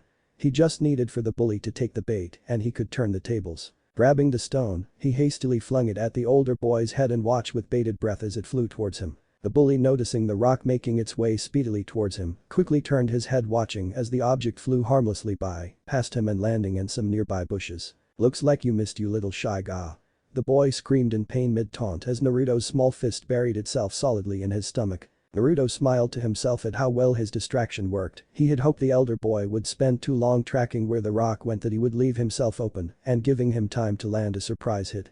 It was a bit of gamble though. If the body hadn't kept looking he would have been ready, and he wasn't sure he could beat the boy in a straight fight. His gamble paid off. He now needed to act quickly. Naruto knew one punch wouldn't put the boy down for good, and he needed to act before his buddies figured out what was going on and tried to lend any assistance. Following his punch up, Naruto raised his leg with as much force as he could and slammed his knee right into the crotch of his opponent, taking silent satisfaction in the pained scream the boy let out. "That'll teach the smug prick to throw mud in his eyes." The bully slumped to his knees, chest heaving at both the pain in his gut and the burning sensation between his legs. His vision swimming with stars due to pain. Naruto wasn't done yet though. Pulling back his left fist as he had been for the past month of his training, he took a moment to center himself before punching forward with all his strength, planting his fist right into the boy's cheek with a crack. He was out like a light before he hit the ground. The rest of the onlookers watched in shock as the dirty-faced blonde stepped on and over his unconscious opponent, his piercing blue eyes made more intense by the dirt and grime dirting his face. "Who's next?" he growled out. The two other boys looked down at the blonde and their unconscious friend for a few moments before letting the small girl go and booking it, dragging their buddy along the way as they hightailed it away from the clearing.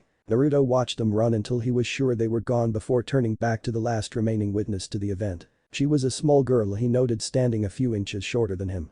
She had short navy blue hair with two long bangs framing her round face, but what really caught his attention were her eyes. He'd never seen lavender-colored eyes before. Hinata stared at the boy who had saved her, putting himself in harm's way without hesitation, and for no reason other than to help her, a girl he didn't even know. It reminded her of the stories her mother would read to her before bed, ones about the hero defeating all the villains and rescuing the beautiful princess before falling in love and living happily ever after together. Here was her prince, his whiskered face covered in slime and mud with dirt staining his clothes, breathing heavily from his earlier encounter and a bruise where he'd been hit by the older boy. And staring right at her with the most beautiful blue eyes she'd ever seen. She felt her face heating up and heartbeat quickening the longer she looked at him. Calmly she felt like she was going to faint at any moment. For a few moments, the two just took each other in, a peaceful silence falling on top of them as they inspected one another, carefully taking in every little detail. Eventually, the silence had to be broken. The boy walked over to her and smiled. To her, it was as bright as the sun, brighter than that even. He wiped his hand along his pants, removing as much dirt as he could before holding it out to her and speaking proudly, his chest puffing up a bit. "Hi. I'm Naruto Uzumaki, nice to meet you." He said, his goofy grin widening at his introduction. Hinata couldn't help but giggle at his energy and openness. In a way it made her feel confident in herself, like he was sharing a part of him with her. She gave a shy smile in return before reaching out and taking his larger hand in hers. Hello, I'm Hinata Hyuga. She answered a bit loudly, but it didn't seem to bother the whiskered boy in the slightest. If anything, he seemed to like her loud introduction. "Hey, wanna be friends?" he asked, the smile not once leaving his face. Hinata made a mental note to never doubt the lucky yukata again. Naruto whistled quietly to himself as he made his way back towards the village from his usual morning training session, taking advantage of the natural shade of the surrounding trees to cool himself and hide from the summer heat. Summer in Fire Country was a rather unpredictable affair, with weather ranging from the picturesque sunny skies and gentle breezes that brought the whole village out and about to oppressive heat waves that brought traffic in the village to a crawl as civilians and ninja alike tried to escape the harsh sun by remaining indoors. He idly wondered how ninja from Suna managed to live in a desert all year round without going insane from the heat. Then again, some of them apparently fought with dolls, so maybe they weren't all there in the head to begin with, if you caught his meaning. Snorting to himself at his line of thought, Naruto turned his musings to the more pressing events of the past 2 weeks, specifically his meeting with one particular blue-haired heiress. Flashback, the two released one another's hands, but their smiles never fell, both unaware of the other's shared joy, but unconsciously understanding of the significance in their simple gesture. "How did those jerks get a hold of you anyway, Hinata-chan?" Naruto asked, curious to what had landed his newfound friend in trouble with the older boys in the first place. She didn't look like one to run with groups of troublemakers. At his question, Hinata's face seemed to fall, her previous happy smile forgotten as she looked down shamefully at the forest floor, remembering the series of events that had led to her temporary capture and her new friend's disheveled state. They asked me to follow them to play a G game." She stammered out, face flushing as she recalled her own failure. I thought a W would be safe with them," and her voice trailed off, becoming almost a whisper as small tears formed in the corner of her eyes. She had been so desperate for the smallest taste of friendship that she'd willingly ignored the advice of her parents and only made trouble for everyone. Like she always did. Naruto's eyes softened as he watched her small frame shiver slightly. Silent wet tears rolled down her rounded cheeks as she tried to hold back her sobs. He'd never really had to comfort anyone since he never really had anyone to talk to, and no one ever bothered to comfort him when he was upset, preferring to leave him to his troubles or whisper behind his back.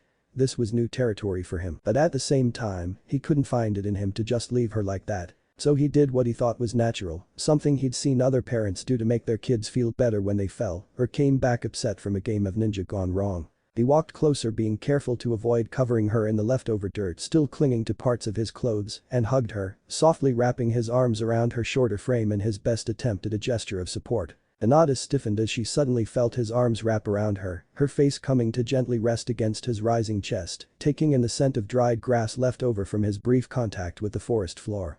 She felt his chin rest softly atop her head, a reminder of how small she was compared to him. Despite the fact he'd gotten hurt for her sake, he still took the time to try and comfort her. Her tears came out harder now, and she buried her face further into his chest.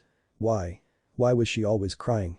Why was she always the one who needed to be saved? He just held her tighter, softly rubbing her back in what he hoped was a relaxing manner. He wasn't sure what was wrong, but he would do his best to help however he could. How long they stayed like that he didn't know, but eventually he felt her shaking slow, then cease as she relaxed in his arms, content to just lean against him. Why? He heard her whisper into his now wet shirt. Why what? He asked, tilting his head at her question. Had he done something wrong? She looked up from him, puffy lavender eyes meeting his. He could faintly see where the tears had streaked down her face and the slight tremble in her lips. Why did you help me? She looked down again. Why you don't even know me? She questioned him softly. Naruto frowned at her question. Does that matter? He questioned back at her. Did he need a reason to help someone in trouble? As far as he was concerned, it didn't matter who it was. If someone was in trouble, he would try and help them. But Yuji got hurt. If I hadn't been so foolish, if I had just listened, none of this would have happened. She suddenly went quiet again, and he almost missed her last few words. Maybe if I wasn't so weak, why you wouldn't have gotten hurt. She whispered. Why do you think you're weak? He questioned her as if he couldn't see just how much of a failure she was. Because I am. She cried out, catching him off guard. This was the loudest he'd heard her speak this entire time, and the first sentence she said without a stutter. I only make things harder for everyone. She seemed to deflate in his arms. I see, can't even talk to people without stuttering. I'm just a coward, she finished sadly. Then work to be better, Naruto replied to her simply, as though it was the most obvious thing in the world. She looked back up to him, a small frown on her face. Did he think she hadn't tried to be better, to be stronger? She had tried her best, but her best just was not good enough. Seeing her frown, he gently pushed her off him and took her hand again to focus her attention on him, missing her slight blush as she seemed to realize she had been resting against him for most of their conversation. No one starts off strong, he started, locking his eyes with hers. It takes hard work and determination to be strong, he said with a grin, squeezing her hand in his. But most importantly, you have to want to change. How can you get stronger if you don't believe in yourself? How can you expect others to respect you if you don't even have it in you to respect yourself? He exclaimed, not quite shouting, but somewhere between a yell and a chant. She could see the conviction in his eyes. He truly believed what he said, as though he had lived through it himself. She looked at him with uncertainty. She wanted to be like him, to possess such boundless confidence, but that wasn't who she was. She didn't believe she could possess an inner fire like him. I don't think I can do that though, she stuttered. Naruto was not deterred in the slightest at her hesitation. If anything, he seemed to grow more emboldened, bringing her closer. You can do anything you want, Hinata-chan, as long as you want it bad enough and work hard enough. You can be anything you want to be. He cheered her on, determined to convince her. Hami, he sounded so sure. He gave nothing away, that even hinted he didn't have total faith in her, that he was just talking to make her feel better about herself. How can why you be so sure? She questioned. She desperately wanted to believe him, but he barely knew her. How could be so confident in her? Not even members of her family, who she'd know her whole life, had declared such faith in her, barring her mother. His grin lessened into a smaller, but somehow equally reassuring smile. Because we're friends, right? That's all I need to know to put my trust in you. He said without hesitation, his voice never once wavering. She stared in awe at him, the hammering feeling in her chest returning as she looked upon his gentle smile, as she drank in the pure honesty and his gaze firm in their resolution, but kind as he looked down upon her. She felt a slight pressure settle upon her, not a physical pressure, but a prodding of her character. A call to action that she'd never truly felt before, to take the first step, to finally prove herself. Her throat clenched, the words she wanted to say wouldn't come out, and she felt a heat rush through her, a spark of anger as her spirit fought desperately with her body to escape and assert itself. I too want to be strong, she whispered, voice straining as she tried to convince herself, to show his faith in her wasn't misplaced. Then say it loud and proud, Hinata-chan. He jumped suddenly, dragging her by their still joined hands. Make a promise right here right now that you'll become stronger, that you won't shy away from anyone or anything. I will be stronger. She said, louder. He yelled, I will be best stronger. She said, voice raised, his own energy pushing her to match him. Who are you and what do you want? He asked once more, he trademark grin stretching his whiskered cheeks at the defiant spark he saw in her pale eyes. I am Hinata Hyuga, and I want to be strong. She roared in her loudest voice, it carried through the forest, echoing off into the distance. Her chest heaved at the effort, her throat burned slightly at the sudden strain, sending her into a fit of coughs. Despite the discomfort, she felt a sense of pride. She had never shouted before, it was unbecoming of an heiress, and was frowned upon within the compound when not training. It felt good. She was broken from her thoughts by the sound of laughing. She refocused her eyes and saw Naruto sitting on the forest floor, legs crossed, body leaned back with hands and arms behind him supporting his weight. She felt a sliver of dread that he was laughing at her. She wasn't sure she could handle that after all that had happened today. Her fears were unfounded, however, for she could see no mockery in his gaze, but approval. Hinata was hit with a sudden wave of exhaustion, the events of the day hitting her all at once. Her legs gave out and in a manner not fitting of the Hyuga heiress, she hit the floor with the grace of a hammer. She couldn't care less at the moment. Falling onto her rear with a small squeak, she joined her new friend in laughter, her faint giggles underpinning his bellowing laughter as the two children laid tiredly in the grass, laughing at nothing and everything in the way only children could. Neither of them could remember feeling this content in a long time. Flashback end. Naruto grinned happily at the memory. The two had spent about an hour in that clearing, getting to know one another. Hinata shared tidbits about her life and things she liked, such as flowering, pressing, gardening, and even her favorite food, cinnamon buns. He remembered having to hold back a laugh at the glazed look in her eyes and the slight bit of drool he swore seeped out her mouth when she talked about the sweet treat. She had also told him about her clan, having voiced questions about her unique eyes. She had explained to him the prized jewel of the Hyuga clan, the Byakugan, or all-seeing eye. She did not know everything about it, having not yet unlocked her own, but she had given him a brief overview of what it did. He had to admit it sounded pretty freaking cool, something he'd openly told her much to her embarrassment. Essentially, the Byakugan gave its user 360-degree vision, making it near impossible to sneak up on an aware and ready Hyuga. It also allowed the user to see far off into the distance with extreme clarity, making for excellent trackers. It explained why the Hyuga were so well respected within the village, their innate ability offering enhanced security, and made any attempt at sneaking through the village undetected extremely difficult. The conversation had made him curious about the other clans found within the village. He knew a few of them by name, like the Akimichi, since they ran many of the restaurants located throughout the village and often branded their shops with their clan symbol. He did not know, however, if every clan possessed a unique ability like the Hyuga clan. This, of course, prompted him to once more visit the library to see if he could find any more information about the known clans within or associated with Konoha. Thankfully, the library had plenty of books detailing the various known clans found throughout the elemental nations. Unfortunately for him though, the books did not go too in-depth on how the bloodlines worked due to clans going to rigorous lengths to keep the inner workings of their abilities a secret to avoid enemies learning how to counter them. Even with only brief explanations, Naruto couldn't help to feel slight jealousy towards children born within clans as he read through some of the more interesting and unique abilities. The power to copy any jutsu or trap someone in an illusion with just a passing glance seemed completely unfair. That had also brought him to another revelation. His first friend was from a well-known clan and she didn't tell him. Flashback. "Hey Amagi-chan, you're part of the Nara clan," the young blonde cried, running up to her with an open book in hand. She stared at him with a deadpan look from behind her desk before leaning over and pressing her finger to his nose, causing him to stumble back as his eyes suddenly crossed, disorienting him. "I did tell you, Naruto-kun, when we first met, remember?"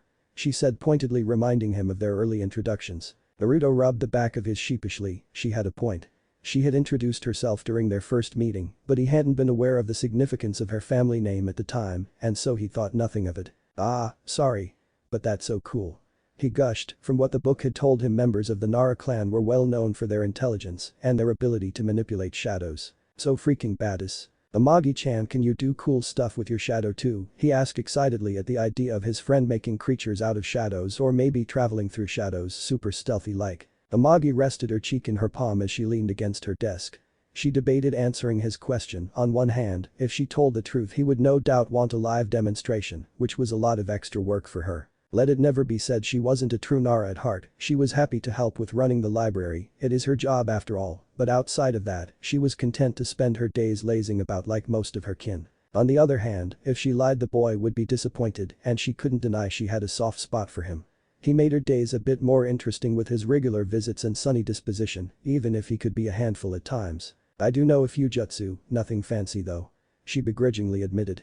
She wasn't a ninja, it was just required for all clan members to know a few of the basic main techniques on the off chance something happened to the clan and they were forced to rebuild. "Can you show me please, Amagi-chan, please, please, please," the boy begged. For as mature as he could be, there were sometimes she was brutally reminded he was still just a little kid. A very hyper little kid. She sighed and stood up before running through a series of hand seals, gathering her chakra and calling out the name of her clan's signature move. "Shadow imitation technique," she whispered out. Naruto stood motionless for a few moments waiting for something to happen, frowning as the technique seemingly failed. Amagi-chan, nothing happened."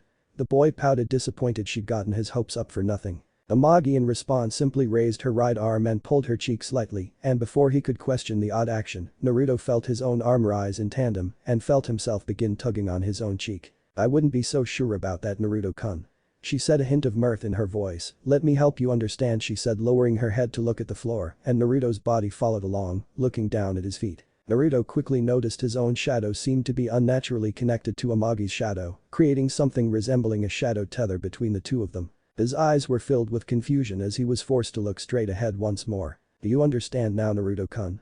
Amagi asked. "The Nara clan isn't the most flashy of Konoha's larger clans, we prefer a more subtle approach to handling problems." She spoke, releasing her hold on his shadow and sitting back down, taking note of his scrunched up face. He was adorable when he was utterly lost. The most basic technique of the Nara clan, the shadow imitation technique, allows the caster to force the target to mimic the actions of the user for as long as the technique could be held. She informed him. There was more to the move, but that knowledge was for clan members only, and as much as she liked the boy, she had a duty to keep some information on a need-to-know basis. He sadly didn't fall into that category. She immediately regretted her limited demonstration as she was suddenly buried under an onslaught of questions about how the technique worked, how long she could hold, how many targets could she hold, and so on. She should have lied. Troublesome brat. Flashback end. Amagi had answered as many questions as she could without giving too much away that would go against the rules of her clan. He didn't like it, but he understood and was grateful she had at least been able to answer some of the questions, even when she didn't really have to. He now knew most of the major clans in the village and had a pretty good idea of their bloodlines and clan traits. The Aburam, Akamichi, Hyuga, Inyazuka, Kurama, Nara, Sarutobi, Yamanaka, Senju, and Uchiha clans were the major players in the village.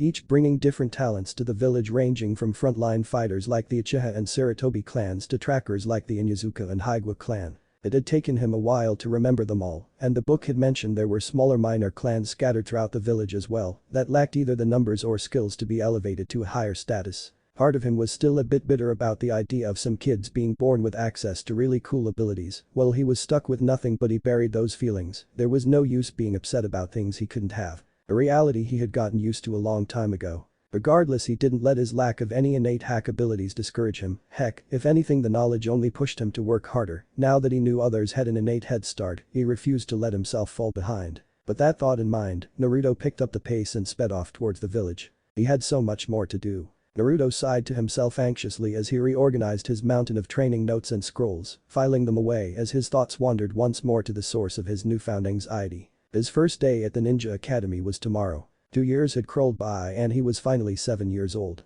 Old enough to enter and begin his 5-year journey to become an official shinobi of Konoha. A lot had happened in the past 2 years, he reflected. He'd grown quite a bit, now standing at about an even 4 feet tall, average for his age, and a far cry from how short he had been before. Who would have known only eating ramen wouldn't exactly help him grow. That hadn't been the only change. His hair now reached about shoulder length and still maintained its wild spiked appearance.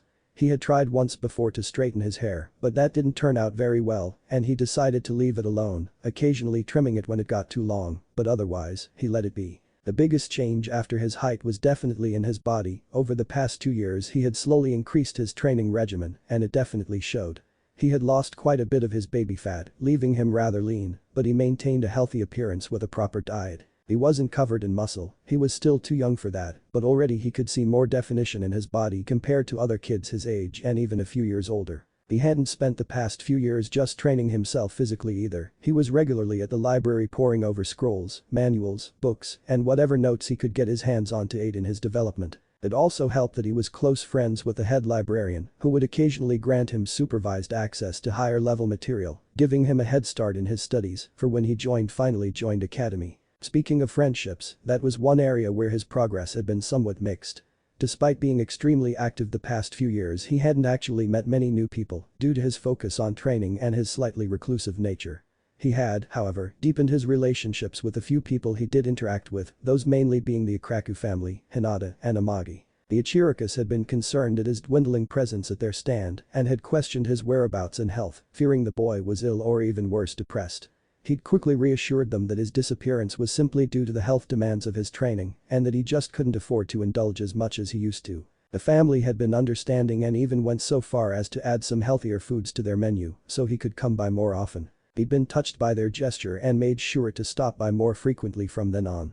His relations with the Hyuga heiress had improved as well after their initial meeting.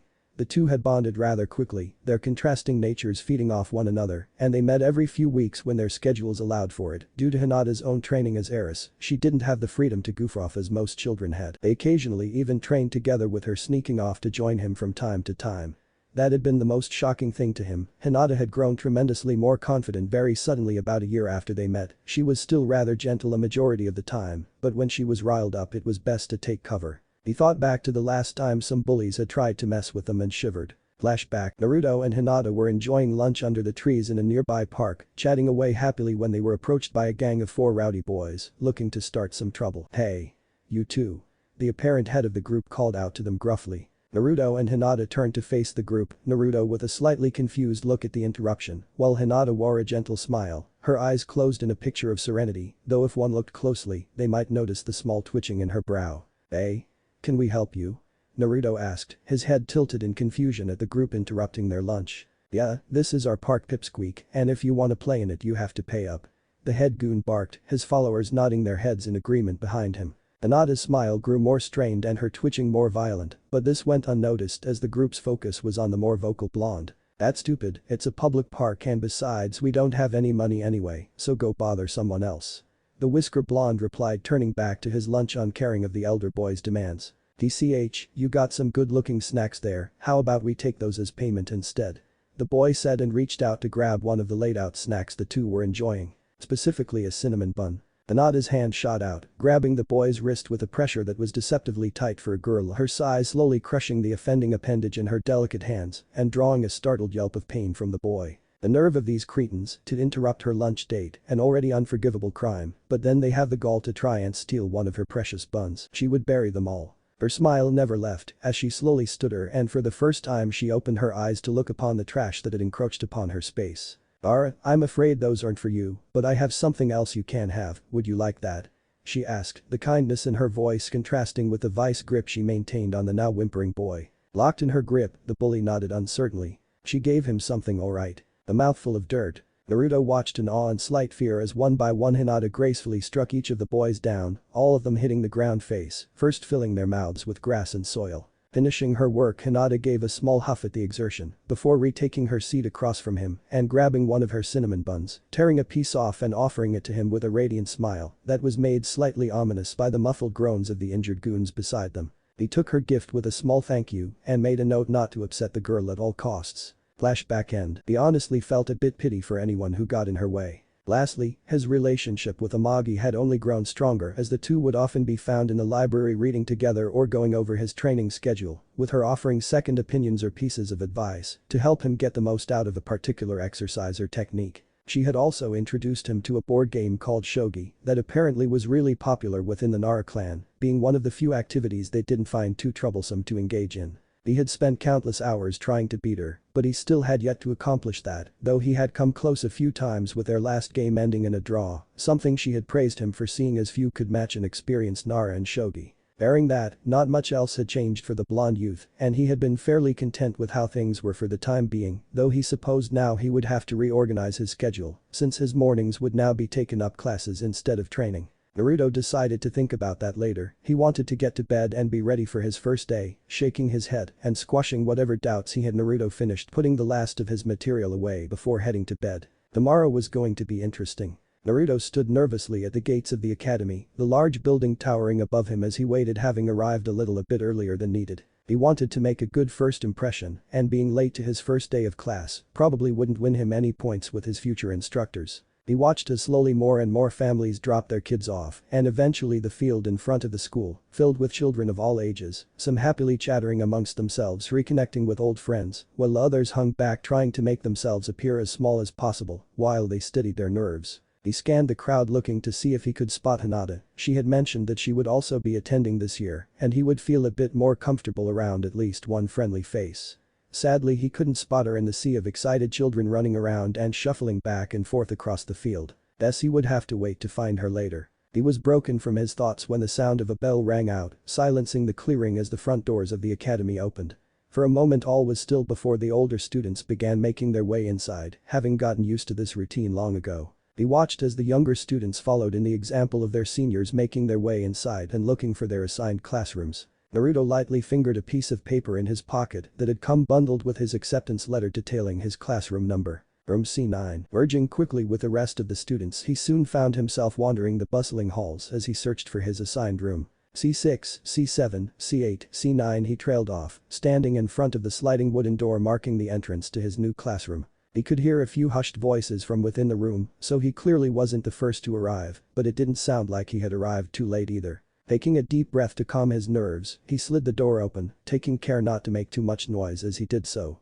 He wasn't looking to attract too much attention if he was wrong about being on time. He stepped inside and was greeted to a mostly empty classroom. A few nondescript students were sat sporadically throughout the room, probably too uncomfortable to engage with one another just yet. The room was set up in an elevated style with long rows of seats that got progressively higher and higher. This probably allowed the instructors to keep an eye on everyone without the need to walk up and down rows of students. He decided to sit in an empty middle row, close enough to the board that he could see clearly but far enough back he wouldn't be directly in front of the instructor. He still wasn't sure how his sensei would react to him, and the last thing he needed was to situate himself directly in front of them if he discovered they had a similar attitude to the majority of the village. Better to play it safe and go for a middle ground approach. Seeing as the class was still empty, Naruto decided he would do a little light reading while the rest of his classmates made their way inside. It would help him unwind a bit, which was a bonus. He quietly lost himself in his reading for about 5 or so minutes before he felt someone lightly poking at his whiskers.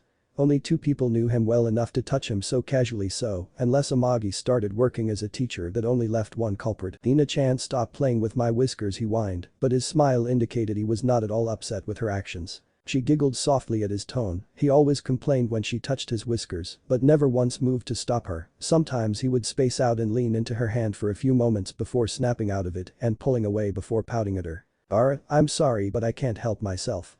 She laughed, setting herself down to his right. "Besides, everyone is almost here, and if I left you to read any more, you'd probably miss the entire class."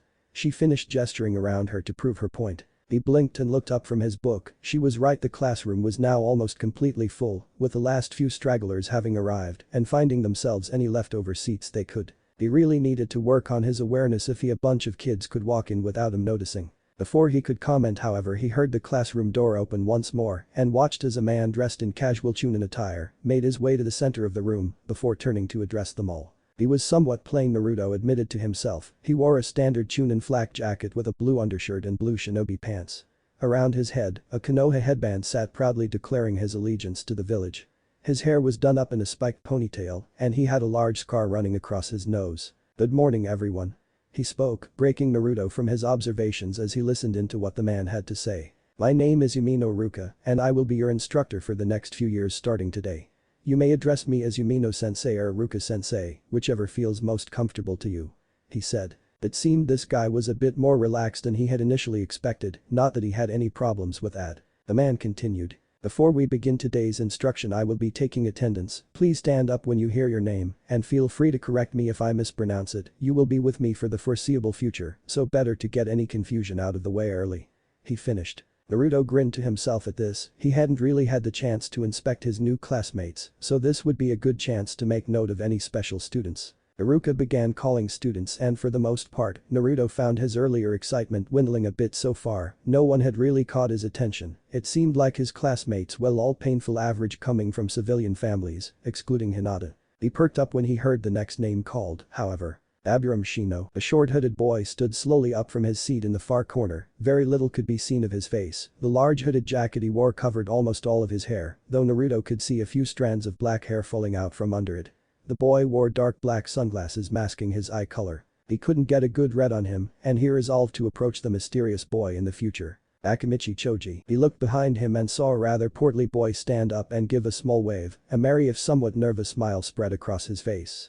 The boy had a mop brown spiked hair that frayed out in almost every direction, slightly narrowed black eyes, and a swirl pattern on each of his round cheeks. In his resting hand, he could see the boy carried a small bag of what appeared to be barbecue potato chips. Definitely an Akimichi. A few more names passed before he heard another family name he recognized, though this was much more obscure. Haruno Sakura. He blinked in amazement as a young girl sitting in the front row quickly stood and bowed. He had to take a few moments to register what he was seeing. Was that even natural? He asked himself. He was referring to the young girl's hair, which was bright pink, exotic when compared to the more common shades or black and brown that dominated the village. He'd also managed to quickly catch a glimpse of her eyes and noted they were a bright emerald green, oddly fitting with her bubblegum hair. The Haruno clan were not a predominantly ninja clan, but rather a wealthy civilian clan that brought in a lot of trade to the village. Essentially, they bought their prestige through wealth rather than power or ability. He was brought out of his musings when he felt Hinata sit back down next to him. She must have been called up while he was thinking. And Yuzuka Kira. A few seats down to his left, a young girl quickly stood up, a wild grin on her face as she waved excitedly down at her new sensei. She had a savage look to her with short shaggy brown hair that fell to her neck and sharp eyes with slit pupils, adding to her wild appearance. On her cheeks were red upside-down triangles, marks resembling fangs denoting her clan. On her head was a small white dog with brown ears resting happily upon her head, who gave a small bark as if to signal its presence as well. She definitely lived up to the descriptions of her clan that he'd read. The next one really got his attention. He knew a lot about this clan. Nara Shikari. Turning once again, he saw situated next to the Akimichi boy was a small black hair girl resting her head on her palm, lazily taking in her class before sighing and slowly standing up. Amagi had not been kidding when she told him Nara members did not like to do anything physical. He studied her closely, looking for similarities between her and his friend, and noted she possessed the same black hair and eyes that Amagi herself had thought. This girl kept her hair in a spiked ponytail similar to their sensei, and her eyes were a lot sharper, giving her what seemed like an almost perpetual frown. She seemed to notice his gaze and mouthed something quietly to herself before sitting back down and resting her cheek against her palm, once again closing her eyes and seemingly nodding off. The Uchiha Satsuki, Udi, a pair of god eyes, were in his class. Naruto was still fully convinced the Sharingan was a total hack ability. Congrats on spending a week learning a jutsu, let me just quickly look at you do it once and make it my own real fast. Yes, he was bitter, so sue him. He looked towards the front and saw a girl with long raven-colored hair and onyx eyes stand up, a small scowl that looked more like a pout on someone her age's face, as she nodded towards their sensei before sitting back down. He had an odd feeling deep down that he wasn't going to like that girl very much, but decided to at least be civil. It wouldn't be fair of him to judge without at least getting to know her. Uzumaki Naruto. He had caught the brief pause that had accompanied his name and could see a slight frown on Iruka's face as he looked up from his list to find him, eyes darting to the few students he hadn't already called. Wonderful. Standing up and giving a bow, Naruto locked eyes with his new sensei. For a moment the two said nothing, merely looking at each other, before Iruka quietly nodded and marked him off, signaling him to sit back down. Naruto plopped down with a slight huff. He'd seen irritation in the man's gaze, but not outright hatred. He supposed that was better than the alternative, at least the man seemed to be giving him a fair shake. Last up was Yamanaka Ino. The young platinum blonde girl stood cheerfully, a large smile on her face, as she gave a quick bow that sent her ponytail swaying back and forth. She was very similar to him, with both being blondes and possessing blue eyes, though hers were a much lighter shade of than his own. She was not what he'd expected from a mindwalker, but she was still a child, so who was to say how she would end up? With attendance done, Iruka began to explain what material they would be covering this year, and taking the occasional question thrown his way by curious students here and there. Naruto tuned most of this out, his thoughts centering around the fact that he was in a class with a member from almost every major within the village. This presented an extremely rare opportunity to discover more about the clans than he had previously thought possible. The upcoming years suddenly seemed a lot more promising than before. Naruto's opinion on the academy was, in a word, complicated. He understood the academy was designed to educate, train, and guide its charges in their endeavor to become proud shinobi of Konoha. All well and good in his mind. So why was it so boring? Naruto banged his head silently on his desk. He wasn't expecting to be handed new jutsu or high-level jutsu from day one. He understood the value of learning the basics, but they weren't even covering the basics yet. No, instead they got history. Naruto swore if he had to hear about how great the Shodai was one more time, he was gonna shove a tree branch down his throat. He had been tempted to skip class and return to his morning training, but decided to forego that after Hinata pointed out to him it wouldn't look good for him to gain a reputation for playing hooky. He reluctantly agreed, and so here he sat watching Iruka drone on and on about the significance of the clan war era and how amazing an accomplishment the founding of the village actually was. Blah blah blah. Maybe he should just make a run for it. Before Naruto could put his plan into action, Iruka clapped loudly, gathering the class's attention and waking those who had fallen asleep during his lecture. He could however still hear the faint snoring of a certain Nara behind him and chuckled quietly to himself, picturing a certain librarian doing something similar at her own desk. "Shikari, wake up." The man bellowed. This was a regular occurrence for Iruka. She was not the first Nara he taught. Naruto swore he heard her mutter curses quietly to herself as she slowly sat up. "Troublesome sensei. Since you all seem to think my lessons are sleeping aids, today we will be moving on to something more physical." Iruka started, giving a small glare towards a few repeat offenders. "I am going to have you all paired up for supervised spars to gauge where you stand both skill-wise and physically. Please make your way out to the training yards." He finished and briskly made his way out to set up the practice rings. Naruto couldn't help but smirk a bit at the thought of finally doing something practical. Sure, he didn't completely hate history, but he had long since learned a lot of what they were covering years ago, with Amagi's guidance making class somewhat of a chore. Sparring, however, was something he was definitely into. He had only ever sparred with Hinata on a few occasions, and even then the two were somewhat reluctant to actually harm one another, so they were more mock spars than anything really. Here though, under the supervision of trained instructors and strangers as his opponents, he could afford to cut loose a bit more. He quickly made his way outside with the rest of his class, and they formed a single file line, right in front of the training field awaiting further instruction. Looking up and down the line, he could see some of his peers were clearly more excited than others to finally get their hands dirty, taking note of the cocky but excited smirk of their resident Uchiha, and the fanged grin spread across the Inuzuka's face. Meanwhile, the chubby Akimichi seemed downright terrified at the prospect of hurting anyone, nervously munching away at his chips as he waited anxiously. Iruka arrived a few moments later and stood in front of them, quietly taking in their varied expression, perhaps judging how best to approach this next step in their journey. As I said before, these matches will just test to see where you are all at individually, so I have a better idea of what to work on with you all. He started, hoping to reassure students that they were not going to be penalized for performing poorly here. I know some of you will have been taught small bits of your clan's preferred fighting styles, while others may not have any style at all, or even fought before. That's okay, just do your best for the moment. He finished before holding up a sheet of paper. For this exercise, I will be picking your opponents to try and keep things somewhat fair, but in future, you will occasionally be allowed to pick your preferred opponents. Iruka had learned it was better for him to pick out the matchup unless he wanted to see some poor civilian-born student get blindsided by a clan child. It didn't teach him much, and all it did was discourage civilians from further pursuing the career. When I call your name, please step into the ring and wait for my instructions. He said before running down his list. Naruto watched with minor interest at the first few fights. They were nothing special, seeing as Iruka had pitted the civilian children against each other first, and with no real fighting style matches quick, devolved into brute force matches based more on strength than technique. He had paid slightly more attention to the pink-haired Haruno's match though. Despite her frail appearance, she apparently had a mean right hook, something her opponent hadn't expected, judging by the shocked look in their eyes as they rolled out of the ring, granting her the victory. "Hinata Hyuga and Yamanaka Ino," he heard Iruka shout. He reached over and gave Hinata a slight pat on the back for encouragement, earning him a bright smile from the girl as she made her way to the left side of the ring, opposite of her blonde-haired opponent. Hinata stared ahead at the Yamanaka heiress and considered her options. This was a strictly Taijutsu-only fight. Those who'd already had their chakra unlocked, mainly clan children, were prohibited from using it and had to rely completely on physical prowess alone to win. That put her at a slight disadvantage. Her clan's fighting style relied heavily on chakra usage to do damage and incapacitate foes. That said, it wasn't as big a handicap as it seemed initially, especially not for something like a quick spar. The gentle fist style could also be used without chakra, though with less efficiency. Striking her target rapidly with just the tips of her fingers worked rather well on its own. The smaller surface area combined with the proper amount of force created an intense stinging pain that with enough time could wear an opponent down and made opponents twitchy. Giving her signature gentle smile, Hinata bowed to her opponent and waited for the signal to begin, watching as the young blonde across from her fell into her own stance. "Begin," Iruka shouted. She gave her opponent little time to collect herself. Darting forward, she quickly slipped into the girl's guard and launched 2 rapid finger jabs into the girl's stomach, immediately destroying whatever counteroffensive she could have planned as the blonde's arms rapidly moved to her abused stomach, trying to defend against any more punishment and soothe the sharp pain in her lower body. That was a mistake on her part. Hinata quickly sent an open palm crashing right into the girl's chin, pushing the blonde backward and shattering her balance, as without her arms available to help steady her she quickly stumbled back, unable to handle the unexpected onslaught.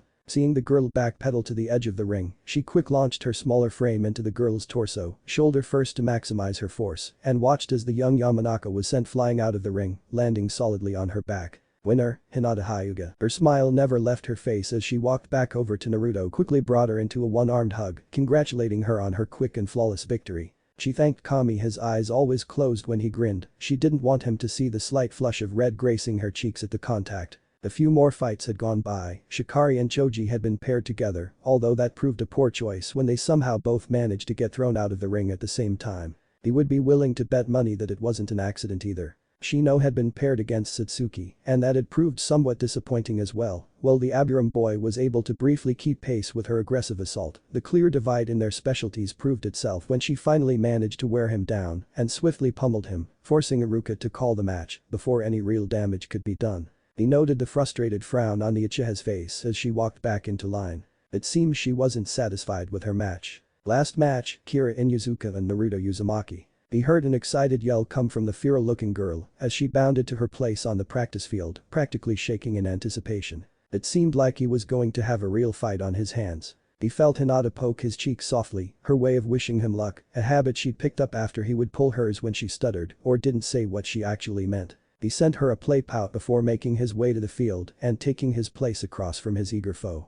Naruto quickly went over everything he knew about the Inuzuka clan, looking for anything that would offer him an edge in his fight. They were excellent trackers possessing heightened senses of taste, touch, sight, hearing, and especially smell. They were also frontline fighters, savage in combat, tearing through anything in their path with fangs and claws, not to mention brave to an almost unreasonable degree which made intimidation near impossible. He was reminded of a quote he'd heard somewhere before about the tenacity of even the smallest Inyazuka. It's not the size of the dog in the fight, it's the size of the fight in the dog fight. Staring into the eager slit eyes of his opponent, he couldn't help but notice a lot of fighting spirit in there. He did, however, recall one piece of information he'd managed to find in an old worn-out text from someone who had fought with and against members from the clan that might help him. Younger and more inexperienced clan members tended to have a slight tunnel vision, focusing heavily on more telegraphed attacks, but had trouble properly defending against misdirection and feints. He didn't know how true that was, but he would keep it in mind. Begin. Hearing the starting signal, Naruto decided to allow the feral girl to come to him and start on the defense.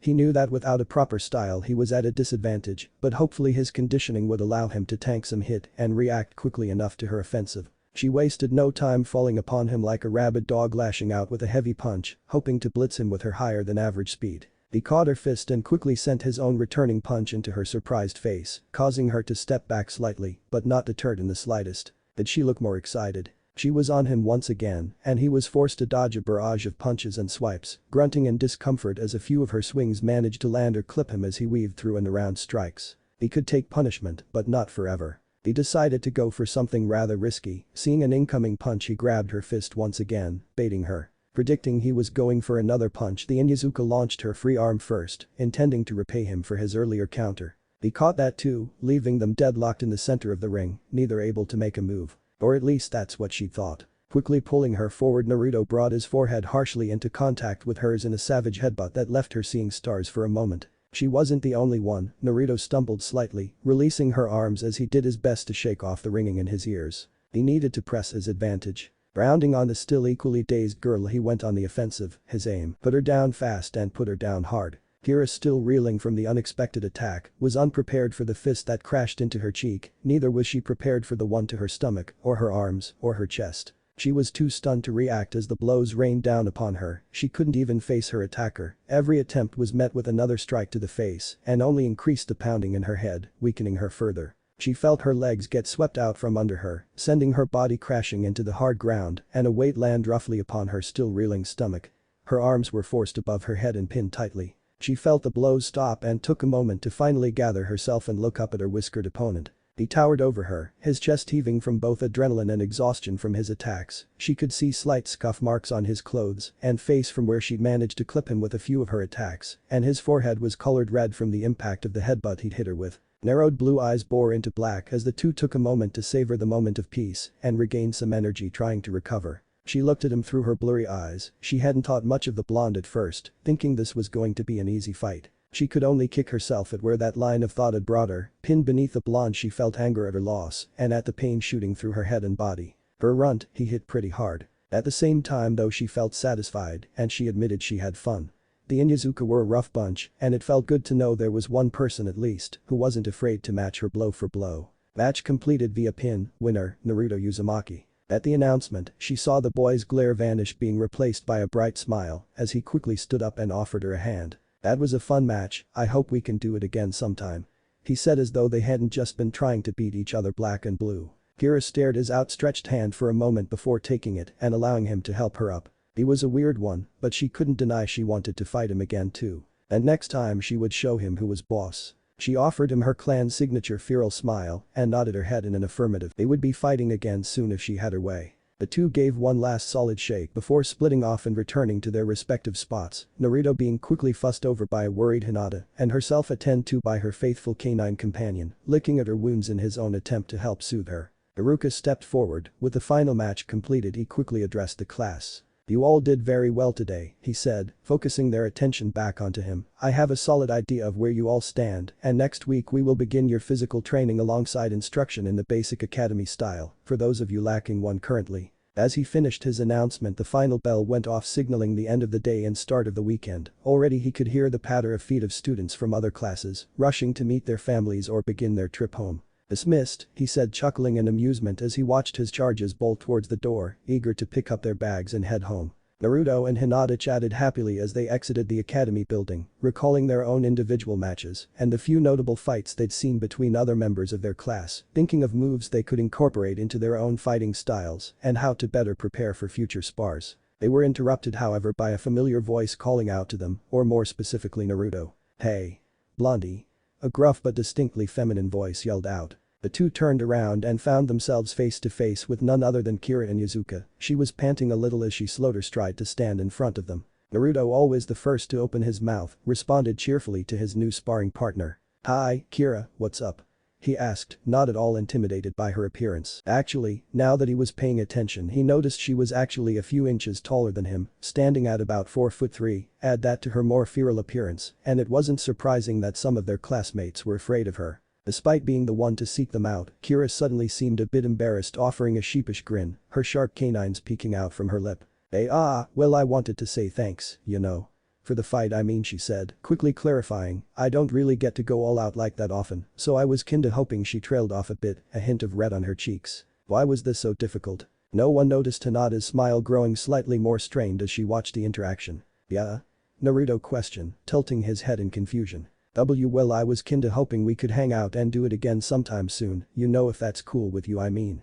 She asked, trying to keep her composure at a rather unorthodox request. Who asked someone to be their friend just to fight them? Naruto thought about it for a moment. Kira was strong, and she seemed friendly enough. Sure, I'd be happy to, and I'm sure Hinata would like to join us, right, Hina-chan?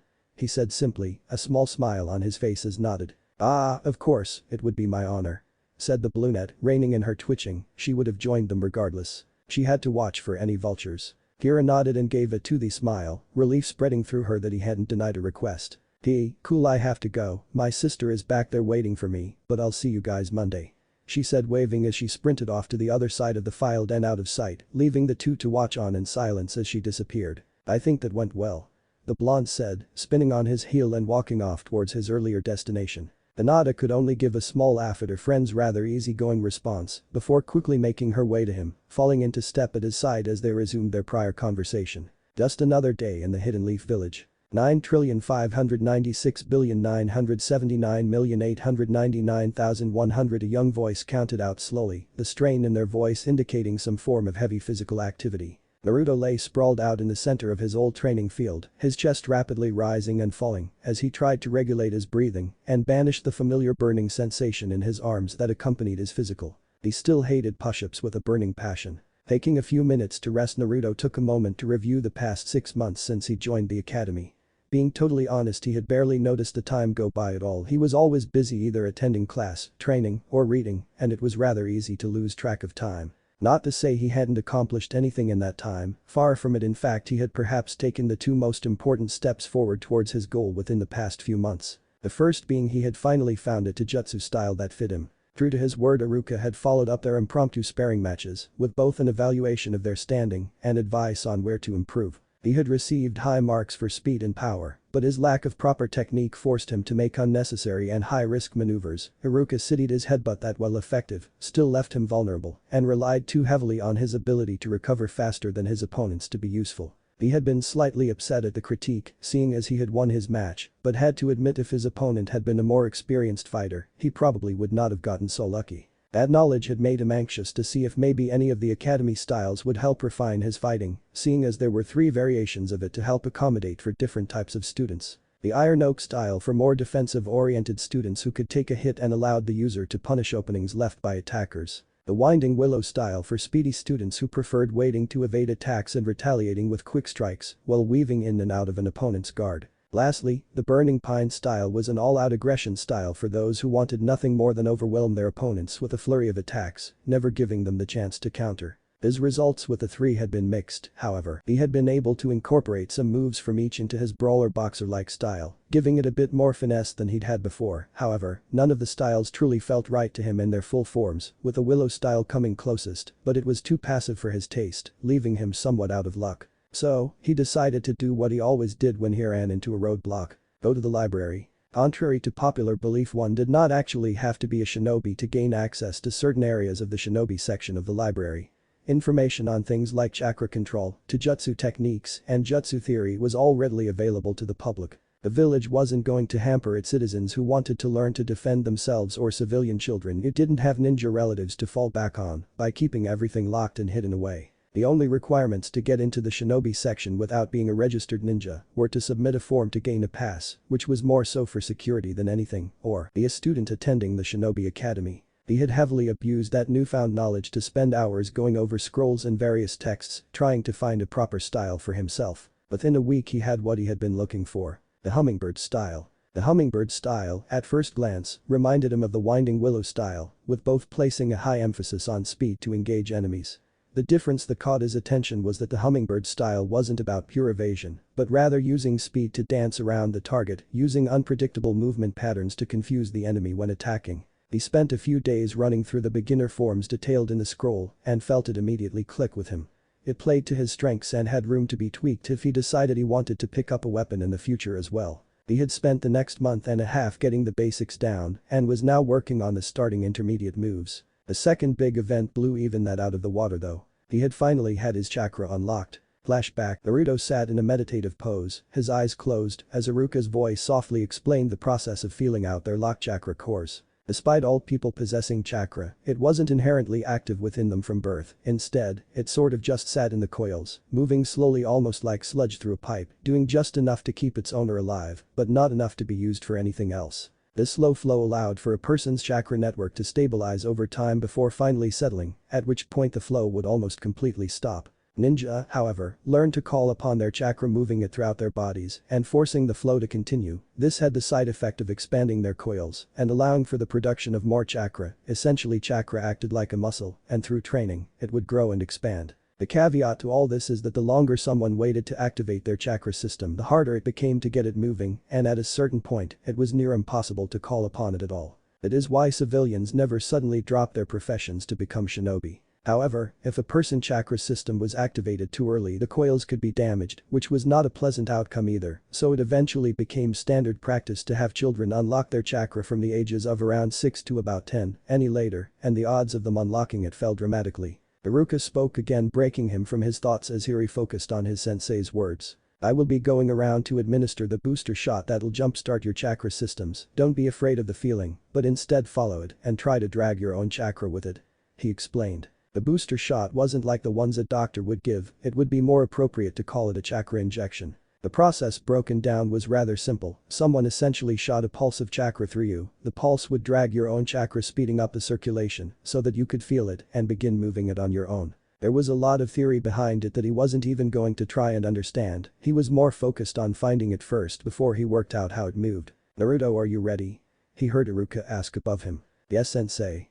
He replied, immediately perking up, eager to begin. Alright, remember to try and drag your chakra once you feel it moving inside you, Iruka replied. Naruto nodded and felt the man place a hand on his back and drew in a breath in preparation. Release. Iruka called out, launching a series of chakra pluses through the boy. Naruto waited anxiously, searching for any feeling whatsoever. Nothing, he didn't feel any different or even anything unusual. Sensei, I don't feel anything, he spoke, confusion and slight fear in his tone as he looked towards his instructor for help. Iruka was silent for a few moments, contemplating this news. He tried shooting a few more pules, but the boy remained adamant he couldn't feel anything. That left Iruka with two possibilities: either the boy had a malfunctioning chakra network, or he'd already had his chakra unlocked and he didn't know it. People who already had their chakra unlocked could barely feel the booster shot due to the fact their chakra was already circulating and the change wasn't noticeable enough for them to register it. Naruto, I want you to try something for me. He said, I want you to imagine a small blue flame right in the middle of your stomach and focus as hard as you can on it. Naruto closed his eyes and visualized what his instructor had asked. He gradually felt a warm sensation around his lower stomach as slowly a flicker of azure flame appeared in his mind, sitting at the center of his body. Okay, sensei, he whispered, trying to hold on to the feeling. Now try and spread that flame through you.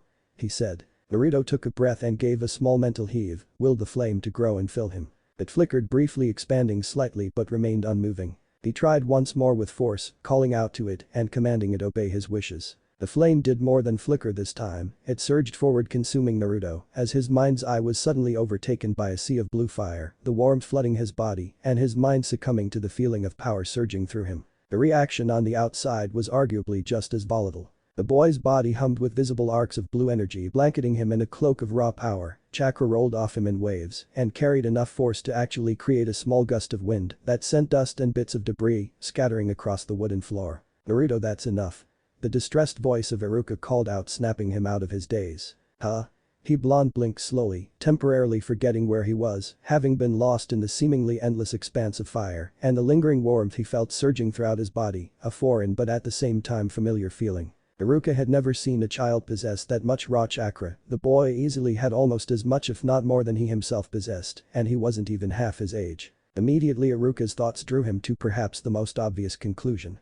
This wasn't just any ordinary boy, but the container to the beast that had almost flattened the entire village. Iruka took a few moments to compose himself, he had resolved to give the boy a chance, and it wouldn't do to start letting fear influence him, unless the boy gave him something to worry about he would be impartial. It seems like you'd already unlocked your chakra, Naruto, you just had to draw it out.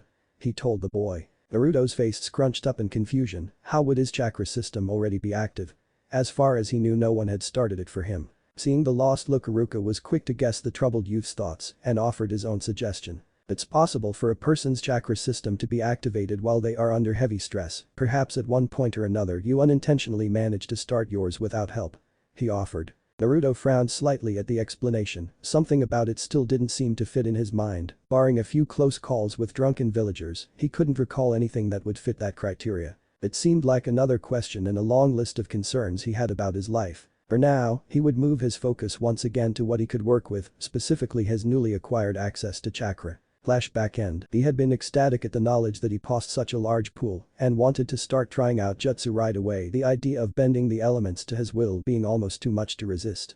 He quickly found out, however, that he wouldn't gain access to the ninjutsu section of the library until his third year of the academy. The Magi had told him it was done to prevent civilians from getting a hold of dangerous techniques, then dropping the program. It was assumed by the third year you were probably going to finish and become a ninja after all the physical and mental investment. That news had been a rather harsh blow to his newfound excitement. He had, however, been able to work on his chakra control, instead seeing that he had absolutely massive reserves, Iruka had helpfully advised him to begin the leaf balancing exercises, which entailed sticking leaves to his body with just his chakra. That was easier said than done because for almost a week and a half, he hadn't been able to stick more than 2 leaves on himself at any given time, and even then he could only do it for a few minutes before he lost concentration, and they were blasted off, forcing him to start again. He took some small solace in the knowledge that at the very least he'd gotten an early start before his reserves had gotten too big to manage.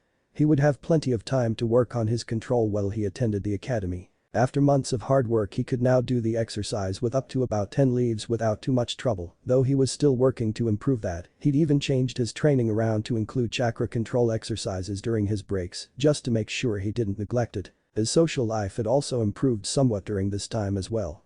He stuck to his word and invited Kira to train with him and Hinata, which had proved interesting to say the least. Kira in a way rounded out their little group with her brash attitude and excitable personality that managed to bring even the ever-gentle Hinata out of her shell. Granted, it was usually in a violent manner through teasing and jostling the smaller girl until she snapped and attacked the Inuzuka. Kira took it in stride though, and was always more than happy to spar with the Hyuga heiress, and he could tell that despite herself, Hinata enjoyed having someone to just let loose on from time to time. His relationship with her was a lot more straightforward, she had flat out admitted she just enjoyed fighting with him, unlike Hinata's more graceful approach, the rougher way he fought was a lot closer to her own family style, and apparently that made him the perfect candidate to perfect her own style with. He had to admit she kept him on his toes, spacing out in the middle of their spars, had landed him with a good few cuts from her sharpened nails on more than one occasion. He'd quickly learned to keep his thoughts off the battlefield unless he wanted to walk around looking like a mummy. His relations with the rest of his classmates were somewhat mixed, being either fairly positive or really negative. He'd become close with the heirs of the Aburam, Nara, and Akamichi clans, and was often seen with one or more of them during lunch or recess. He was not as close as he was with say Hinata or even Kira, but he was confident that with time they would grow closer. On the other hand, he was not at all popular with the Haruno and Yamanaka heirs. Though that had less to do with his personality or even how he treated them. It was actually because of his none too subtle rivalry with none other than Uchiha Satsuki. Even thinking of her annoyed him, he tried early on to befriend the girl, but she had brushed him off with barely a glance like he was beneath her notice. If that had been the end of it he probably wouldn't have cared, but it seemed fate had other plans for the two. The Uchiha heiress had been more than content to completely ignore him until they had been paired together in a spar a few weeks later, with Iruka wanting to see how much he had progressed since their talk, especially since he wasn't studying any of the academy styles. The fight itself wasn't notable, since Iruka still made sure to interfere if anything looked to be going too far, and with the aid of his newly found Taijutsu style, he'd managed to fight her to a draw. That was saying something as Satsuki was arguably one of the best fighters in their class with only Hinta, Kira, and himself being able to challenge her at all when it came to pure hand-to-hand combat. After that, the Uchiha had apparently made it her personal goal to beat him in anything and everything, test scores, weapons throwing, and of course their weekly spars. She made it a point to always choose him as her sparring partner when the chance presented itself to the point no one besides Hinata and Kira even bothered to pick him anymore. He'd called her out on it more than once, but she only ever responded with vague insults or grunts. "Your stupid face pisses me off, idiot, that's the only reason I need." She sneered at him, arms crossed in her usual aloof pose. Her apparent distaste of him convinced those who admired her to dislike him too, so Sakura and Ino avoided him when possible, being big fans of the girl for whatever reason. He'd long since given up on understanding them, and he had better things to do with his time anyway. He decided he'd spent enough time sitting around, and so he picked himself up and began his trek home. He still had a whole week of homework from before break that he needed to finish, and he didn't need another lecture from Iruka like the last time he forgot to do it. He made a mental note to himself to maybe stop waiting until the last minute to do his assignments. "You look like crap, Whiskers." Kira's teased, amusement in her voice as she took in his tired appearance. The boy had small bags under his eyes as he leaned tiredly against his desk. "Bite me, Kira." He yawned out. He didn't realize just how long it would take to get all of his work done. He had worked well into the night to complete it all. "Don't think I want Whiskers." She replied with her signature fanged grin, getting a concerned sideways glance from the blonde. She had actually bit him before, so he wouldn't put it past her to do so if he pushed her. "How's it you're more of an animal than Akamaru?" Hinata sighed out, shaking her head at her friend's behavior. "I don't know, how do you sit straight with that stick up your butt, princess?" Kira shot back, "When do you plan on taking it out?" Despite her harsh words, there was no real heat in her voice. Having long since grown used to this routine, the two were aware everything was said in jest. Hinata released an unladylike snort at the question. "Why do you ask? Are you hoping I'll let you use it play fetch perhaps?" She shot back, her face the picture of serenity as always. "Boy. Are you looking for a fight, princess?" the feral girl barked out, rising from her seat. "Why are you three always so noisy?" a tired voice complained from behind them. Naruto tilted his head back and saw the irate face of Shikari glaring down at them. "Well, as much as a sleepy Nara can glare anyway." "Heyo, Shika-chan." The blonde greeted, not at all fazed by her irate gaze, offering a small wave to the girl. "I thought I told you not to call me that, you troublesome blonde." She complained, resting her cheek in her palm. "Shika, I'm hurt." The blonde gasped dramatically. "Are you saying you don't like my nickname for you?" His response was an eraser hitting him in the face. "You're so mean to me, Shika-chan." He pouted. "Idiot," she muttered, shaking her head before returning to her nap, her arms acting as a makeshift pillow. "Ah no, you shouldn't tease Shikari so much, Naruto, you know she doesn't like it." Choji's voice called out from next to the sleeping girl. The portly boy was happily munching away at his chips as usual. "Oh, it's fine, we all know Shika-chan loves me." He replied with a small grin. Another eraser smacked into the side of his head. "I thought you were sleeping." He yelled, rounding back on the black-haired girl. She simply flipped him off, not even bothering to raise her head at him. The girl was actually rather vulgar for her age, something he'd quickly found out within days of getting to know her. Amagi had suggested it was due to Nara children maturing a bit quicker than most, they tended to pick up some bad habits early. She reluctantly admitted she had taken to drinking rather early in her teenage years before breaking the habit. Mostly anyway. He could hear Hinata and Kira laughing quietly to themselves at his plight. Well, Hinata was quiet about it, Kira did nothing to hide her amusement and was rocking in her chair with mirth. "You were all jerks." The blonde pouted, drawing small circles on his desk with his finger. "I do believe you were warned, Naruto-san, you have no one to blame but yourself." A quiet voice spoke out to his far right. "Thank you for your input, Shino, I really appreciate it." The blonde said, offering a deadpan stare at the bespectacled boy. Shino was a passive member of their group, only occasionally offering his opinions on anything, but when he did, it was almost always an opinion buried in logic or dry humor at someone's expense, though he swore that latter bit was never his intention. He didn't believe that one bit. "I'm detecting a hint of sarcasm in your voice, Naruto-san," the boy replied. Naruto just dropped his head onto his desk. Why was he the one being ganged up on? Damn it, he hadn't even started this. This morning couldn't possibly get worse. "You might want to stop doing that, I'm not sure you can handle more brain damage, idiot." A smug voice taunted from in front of him. "Hami, you sadistic witch." "Hi, Satsuki team." He sat up, looking into the scowling face of his rival enemy. "Glad you could be bothered to stop glaring at the wall for a few moments to grace us with your unwanted presence. HN, you should be happy I even bother speaking with you at all. Thankfully stupid is not contagious or I wouldn't," she said, turning her head away from him. Naruto just rolled his eyes at her response and put his head back down. Maybe he could get a few minutes rest before class started. "Good morning everyone." Please pull out your textbooks and open to page 40. Iruka's chipper voice spoke out as he entered the classroom, grabbing his own book as he prepared for the day's lesson. Naruto could only groan in frustration. What if Naruto finds Uzumaki library Sasuke bashing? Thanks for watching my video till the end. If you enjoy this content, then do consider subscribing to my channel and leave a like if you guys need the next part, comment down, and thanks for watching the video and see you guys in the next video.